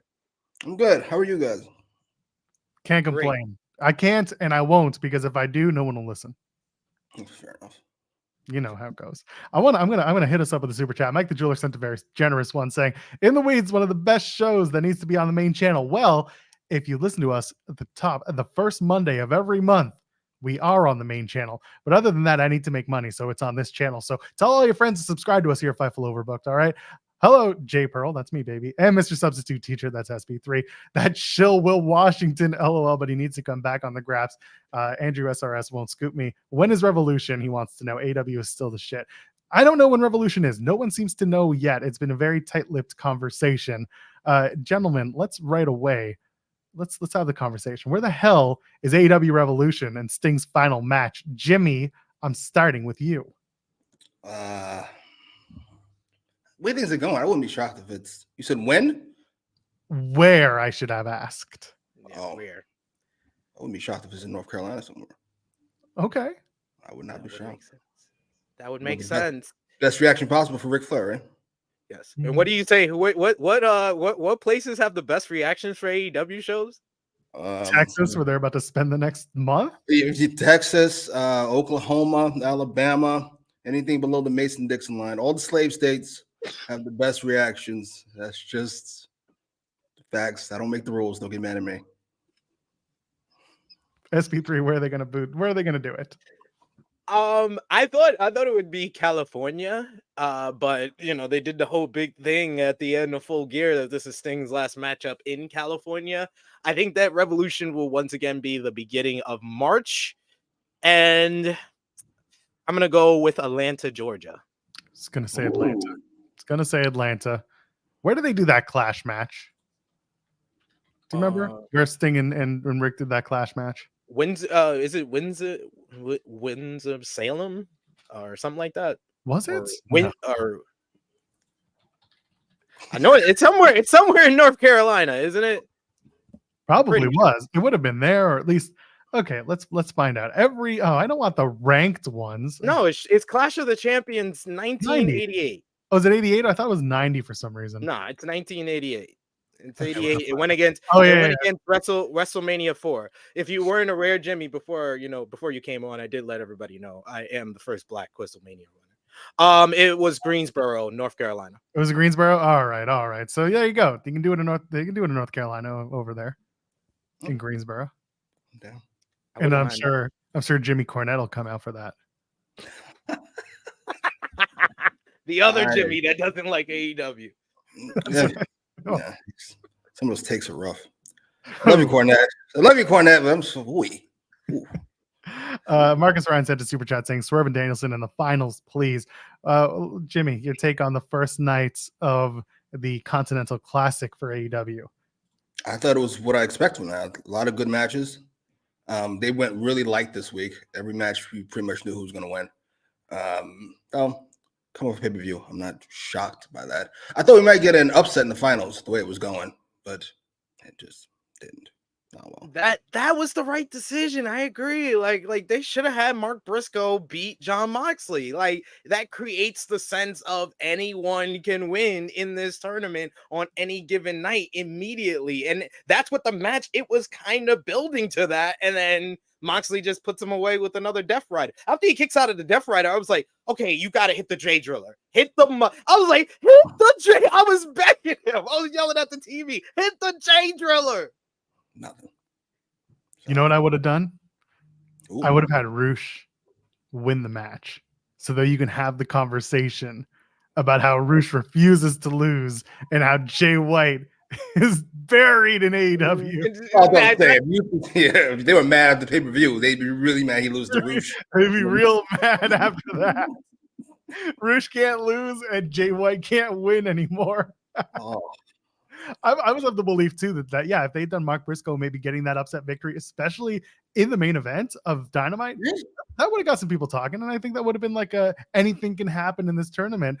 And my one upset, and I think most people have kind of come around to this idea, was Brody King defeating Bryan Danielson at one point. Oh my god! Yes, please. Yeah, love Dragon, but if it comes late in the tournament, I think it just makes so much sense. Like he's his like second to last match, and he's just beaten up from all the other matches. He already came in with a broken orbital bone. Like, yeah, it just makes a whole bunch of sense. What do you think about like the concept of the Continental Classic being for the Ring of Honor, the New Japan, and AEW title to make this Triple Crown, Jimmy? I mean, I feel like Triple Crown was the whole point, right? Otherwise, there's no reason to have an AEW belt. I mean, we've got plenty of them. You couldn't just grab one of them. We couldn't have Hook in the tournament for some reason. What are we doing? We have 11 belts. Why we need more? Listen, Triple Crown, if NJPW agreed, which I think they did, I would imagine. They did. Yeah. I mean, sure. Sounds good. It's going to put over, I was going to say Swerve, but I'm not very confident in that. I'm not sure he has the complexion for it. Whomever wins. I am going with Swerve and Danielson. That's like, I need that to be the finals. I heard some people saying Kingston and Moxley. I'm like, yeah, cool if you did that match again, but no, if that's the finals, no, that doesn't feel like a big enough finals for me.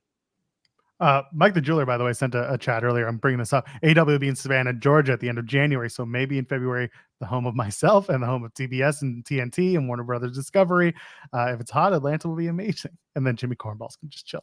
Well, the last part, he could do that on the normal. But that's why Atlanta, again, this all could make sense, especially with a TV deal looming. You got to get that out of the way. So who knows? Maybe that's the big thing. Sign Sting or say goodbye to Sting and then sign a big money TV contract. Yeah, because I think it's their new TV deal is probably going to be announced at the beginning part of 2024, since their deal expires in October 2024. If they're going to get a deal, it's going to be in the first beginning of the month, because that's when the big re-up that they did until 2023, that happened at the beginning of 2020. Can I ask a question? I'm thoroughly curious. How much does like 100,000 people affect the TV rating? Like, let's say they're doing 700,000 Dynamite in 4 months. So in or on, like more or less from their normal. Oh, what kind of question is no, that?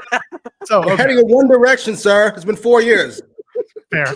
I think a lot of the conversation, we talked about this earlier, was that people think that,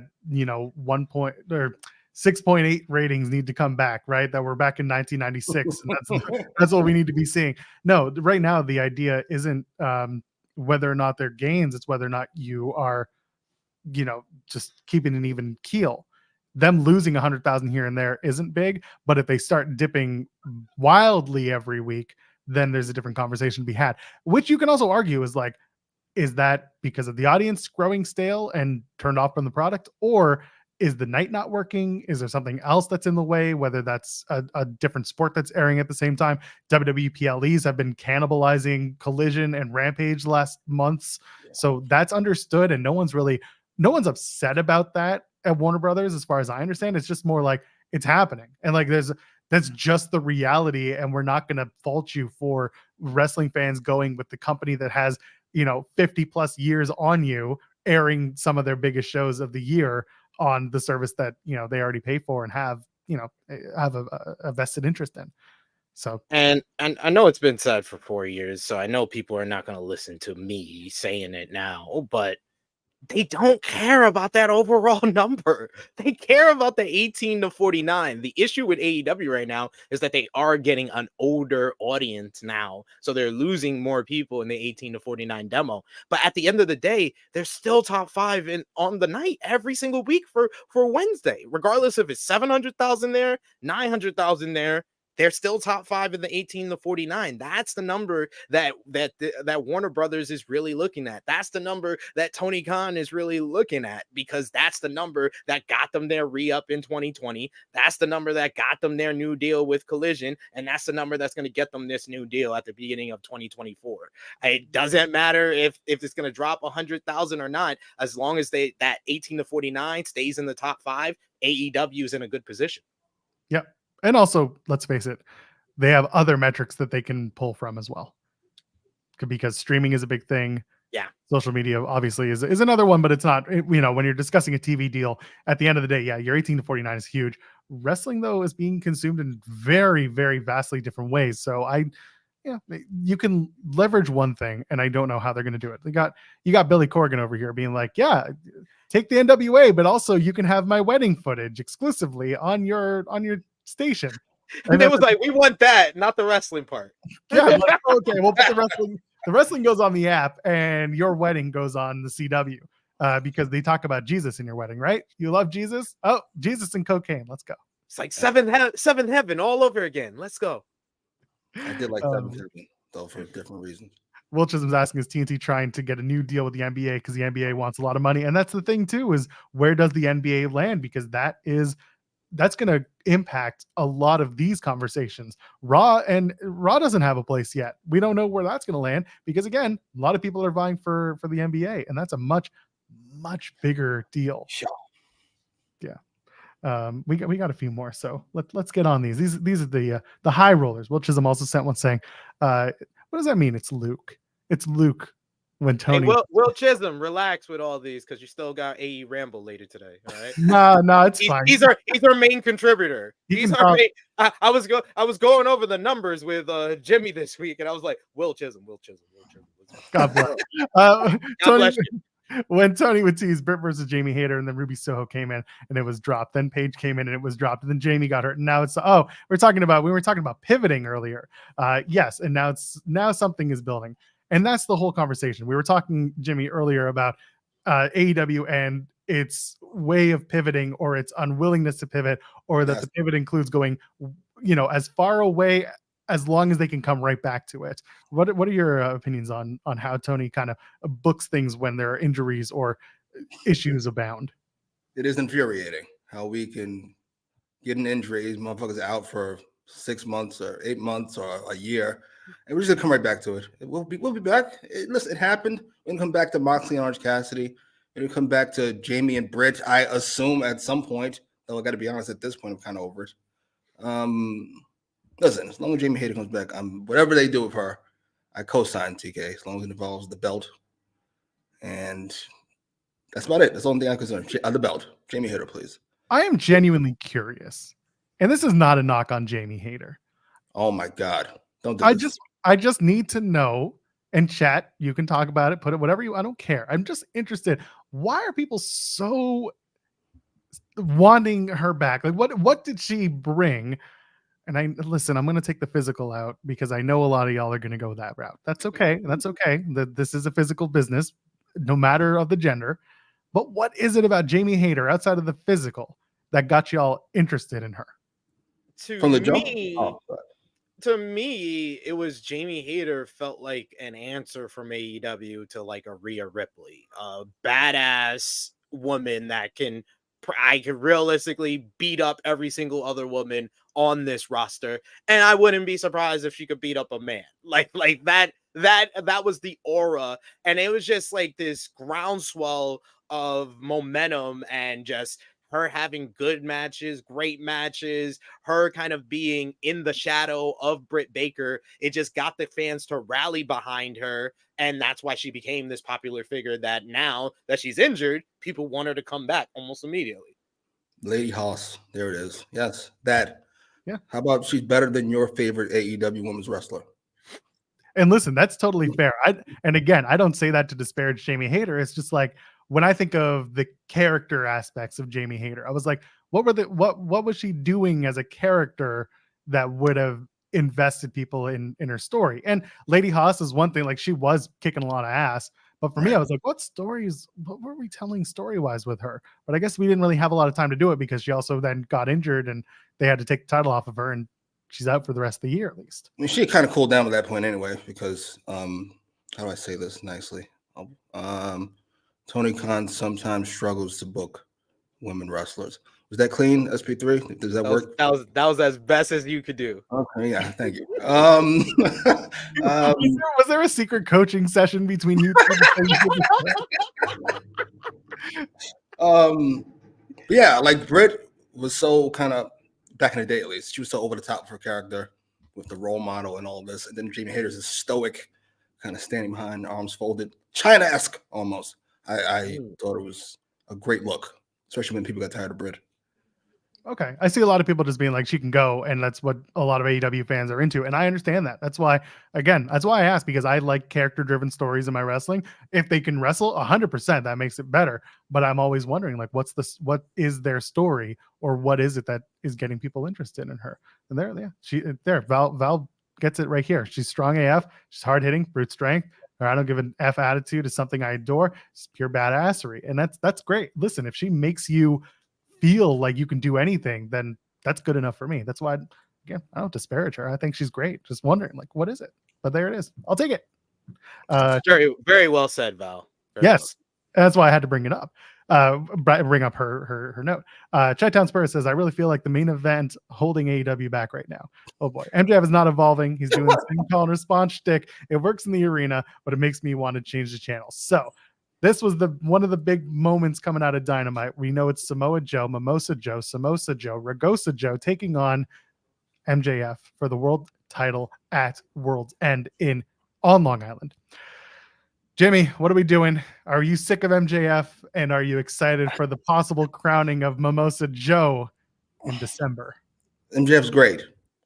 MJF is all-time great. MJF is one of the, 8, 9 wrestlers ever who's really good at everything.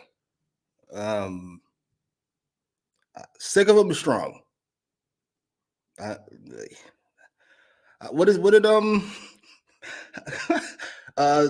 It's not for me.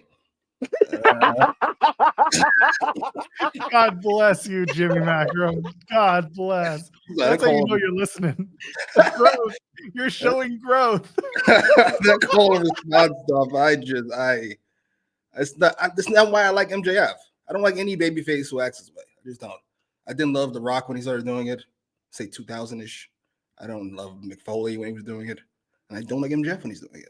It's just not my thing. Notice he's charismatic still. He still gets it. It's just when Joe came out, it didn't feel like it was somebody from a different show there. Like somebody from a different show.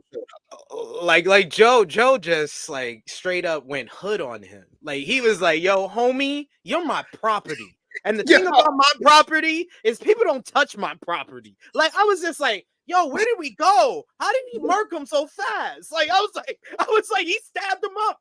And I didn't even see the knife. I was watching Seventh Heaven, and then Omar from The Wire showed up. It's the whole different thing. Like, this is great. This is amazing. Joe's so good still. Jimmy, are you of the belief that MJF is just kind of putting on the act, or does he actually feel this way as a baby face? No, I'm in the middle. Listen, I've been saying for so long that this is an act. and it just doesn't appear to be going that way. I believe that this is what MJF believes. His character is he's kind of set it up for the last few years, especially with the Punk feud, as he's this kind of like corny guy who's put on this shell of evil psychopath, and I think the shell is broken. This is who he actually is. He's this fucking cornball babyface. No offense. I mean that in the nicest way possible. No, I got it. I am not like done with it. I'm not the in the crowd that's over it. I'm not even in the crowd of Jimmy. It's not for me. I enjoy it, and I think I can obviously see it's working with the live crowd. And sometimes if something's working with the live crowd, I just kind of accept that's what it's going to be. It could be better. Like I said about the MJF Jay White match, I was like, this is what I thought. It was a great match, bell to bell. It could have been better without all the other nonsense that went on before the bell. That's the thing with this MJF babyface character. I feel like it's good because it is over with the crowd, but it could be better if you could flesh this out a little bit more. And like I said, I feel like this whole MJF babyface character has been on a treadmill ever since Adam Cole got injured. It feels like whatever the story was for his character, we're just keeping him on a treadmill and keeping him the same until Adam Cole is ready to come back. Who's the devil, SP3? It's got to be Cole. It's got to be Cole at this. It cannot be Jack Perry. I beg of you, Tony God. This is the most people that's going to watch us live. So I'm just going to put this out here.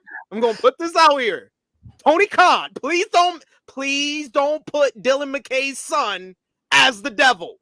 No. Please don't do that. What if he comes out to like a super minor key version of the 90210 theme song, and that's his new theme? Doesn't that get you going? Jimmy, who's the devil? I'm hoping it's Adam Cole. MJF would be a solid swerve. As long as it's Jack Perry, I don't really care who it is. It could be Hook. It could be Marco Stunt. I don't care. Whoever you want, just not Jack Perry, please. Y'all really don't like Jack Perry. Rest in peace. I like Jack Perry. I think the role for Jack Perry right now, because he needs to be rebuilt, is you put him in the patriarchy. He goes back home. He's a kid that left home and realized that he couldn't make it on his own, and now he has to go back to daddy. So I'm going to say this. Okay. One thing that I've said this on this show, I've said it on other shows. One thing that I don't love about AEW is that sometimes they give you extra homework.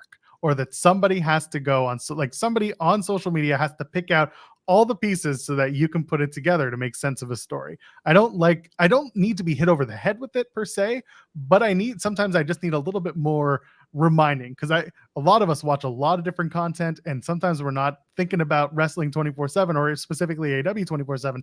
And so we see a lot of think pieces coming through and people being like, it's got to be Jack Perry because this promo and here are the receipts and here's this and that.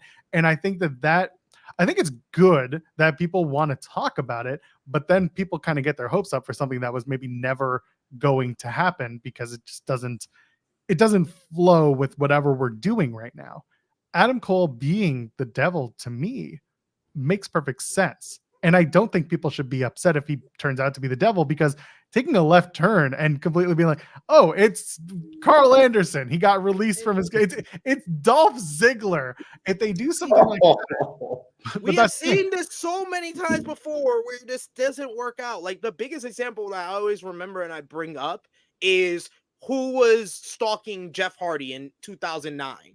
With who burned down his house, who set off the fireworks. And then we found out that it was supposed to be Christian Cage, but no, everybody knew it was going to be Christian Cage. So WWE said, no, Matt Hardy, his brother, tried to kill his dog, burn down his house, and run him down off the road, when it just made sense for Christian helping Edge, who was feuding with him, was the person to be the person. Like, you don't need to make stuff convoluted. If the person is obvious and you can do the Bully Ray is the leader of Ace and Ace video package and show Adam Cole sitting in front of the locker room with the devil mask behind him at All In. That's when he first got the mask. You could show the devil's never there in person when Cole is not at the building, or when Cole is here in person, it's a video on the wall that could have been pre-recorded. Like that, like those things make sense. If it makes sense for Adam Cole to be the devil, he should be the devil.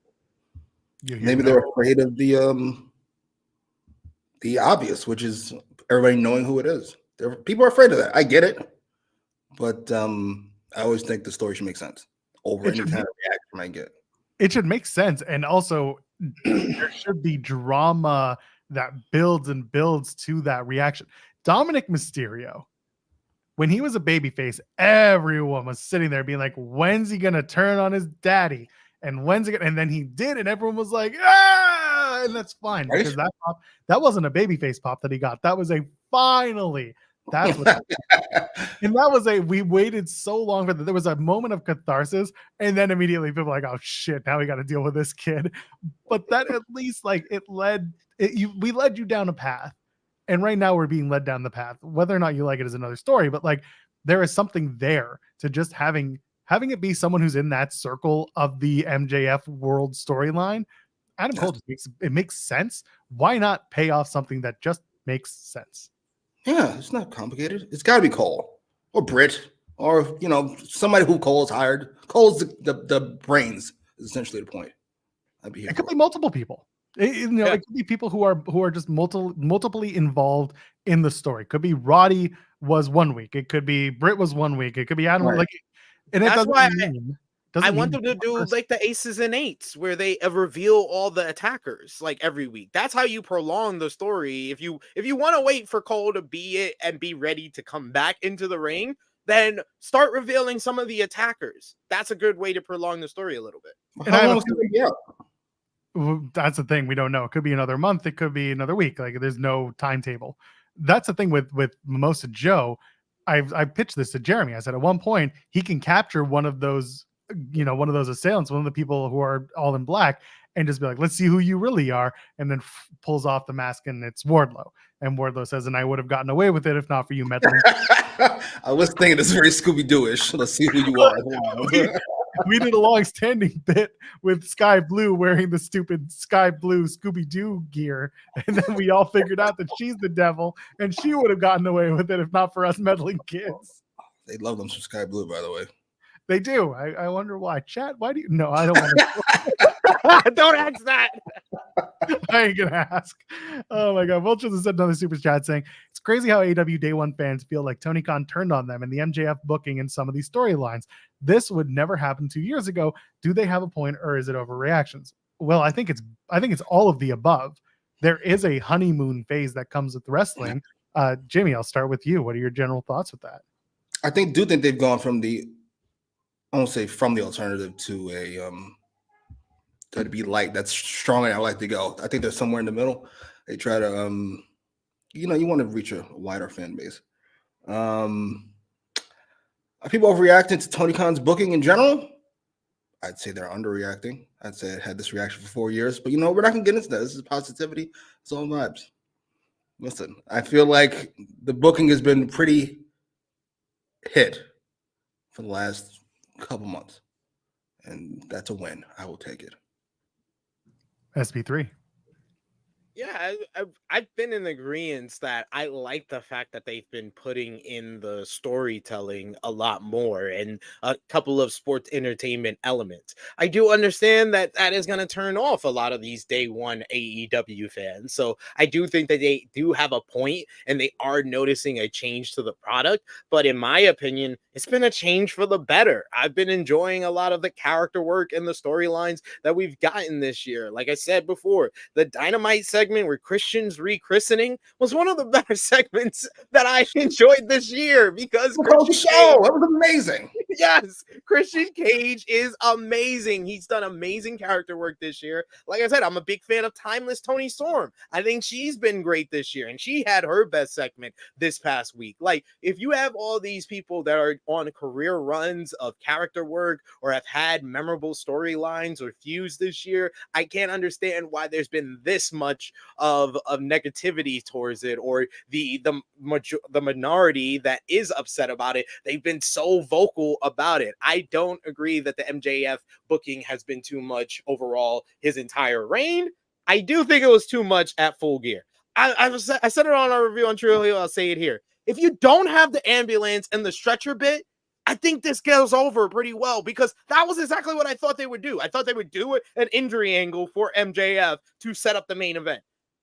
I think they went overboard with that stuff, making him into Stone Cold Max Friedman, making him like all this other stuff. Like, it's like if you're gonna be Jewish Rock every week.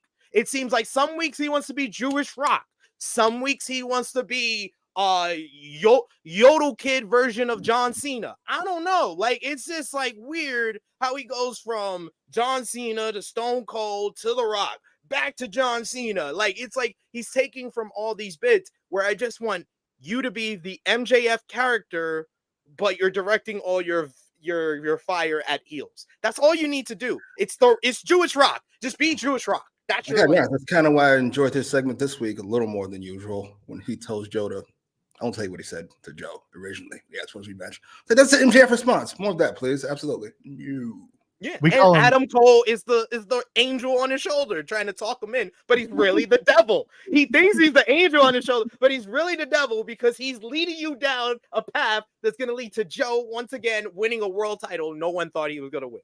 You call MJF the Semitic Sandstone, by the way. The Semitic Stone, if you want to get a little shorter for you. Where were they this week, by the way? Chicago?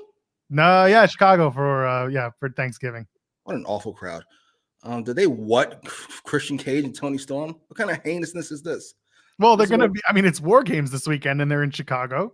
So the WWE fans just got a little Wednesday night advance seating. Steve Austin is the best ever, but I don't think I can forgive him for the what. Let's pivot real quick. Survivor Series is this Saturday. What's standing out to y'all other than Randy Orton coming back? Jimmy, I'll start with you. No LA Knight. Yeah? I really thought we were gonna do like a Bloodline Judgment Day thing a month ago. It just never materialized. Fair enough. We're in a new period. I mean, Becky was left off the SummerSlam card. LA Knight's left off this card. It's just, hey, we got 5 or 6 spots. Sorry, that's how that works.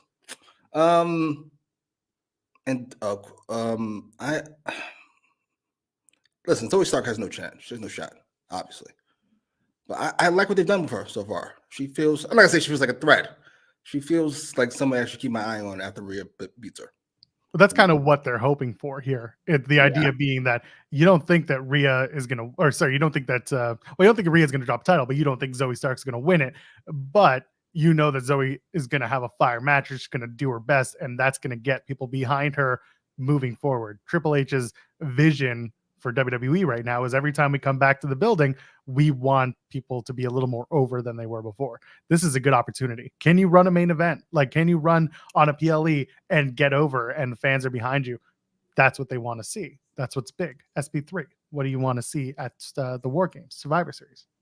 I am very interested in the women's WarGames matchup, because I came into Survivor Series WarGames 2022 very confident that WWE had jobbed out Bayley for 2 straight months for Damage Control to win at WarGames, and they lost.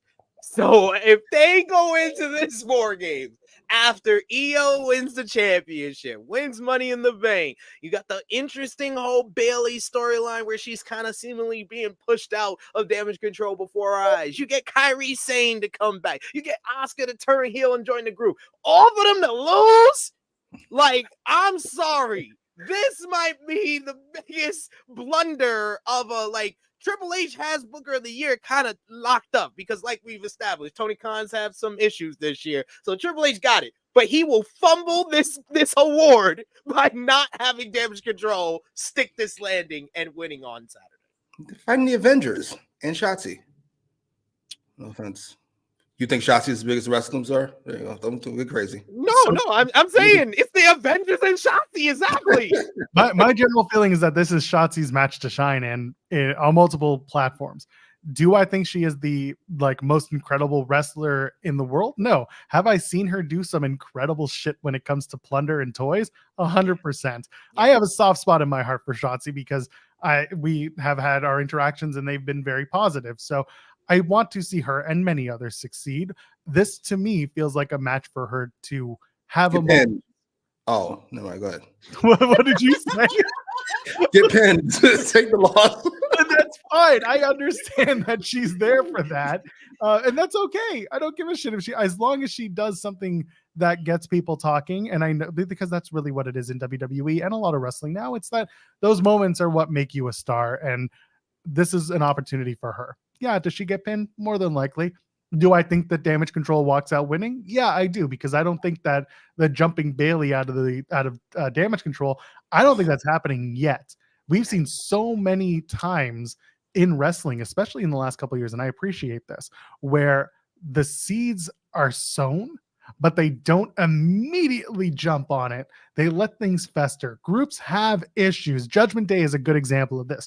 They argue, they fight, then they come back together. Sometimes stronger, sometimes it's just the same, but something is festering, and you're not just immediately blowing it up for the sake of blowing it up. It's like those, if you're on Reddit, it's the, am I an asshole for doing this? And then there's always one person who's even keeled, and then there's always 20 million people who are just go no contact. Get rid of them. Get them out of your life. And it's all I did was tell my kid no to having a piece of cake the day before their birthday. That's what the problem is. Not the problem, but that's what a lot of wrestling has become. It's just the second that an issue arises, it's got to be over. That's the end of the blow it off. Right. Yeah. Let it fester. That's what this is to me. It's letting it fester.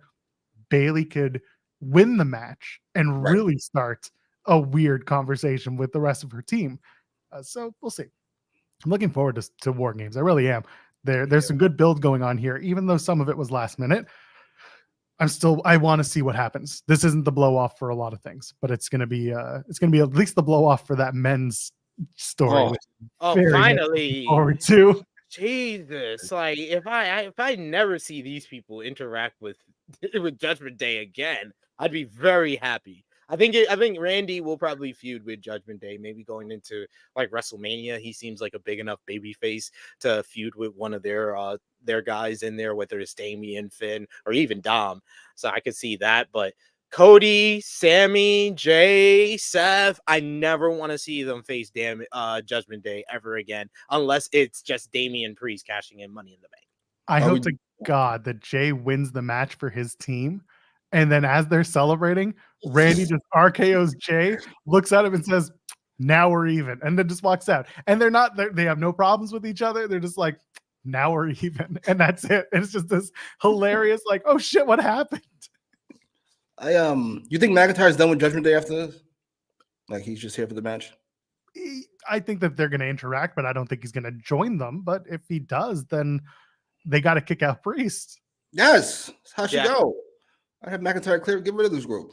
Well, they look too much alike and they're too big. So yeah, that too. And Damian Priest, they've been teasing of him going babyface for a couple of months now. The only other match I think was worth mentioning, because I know Jimmy is begging to mention him. Gunta will be on a premium live event again. So I know Jimmy is happy. Unfortunately, it's against The Miz. But I love this. This is great. I like this feud too. Yeah, I said that segment on Monday was excellent. Yeah, excellent stuff. Do you guys know that The Miz has giant balls? Really? Does he have a T-shirt for that?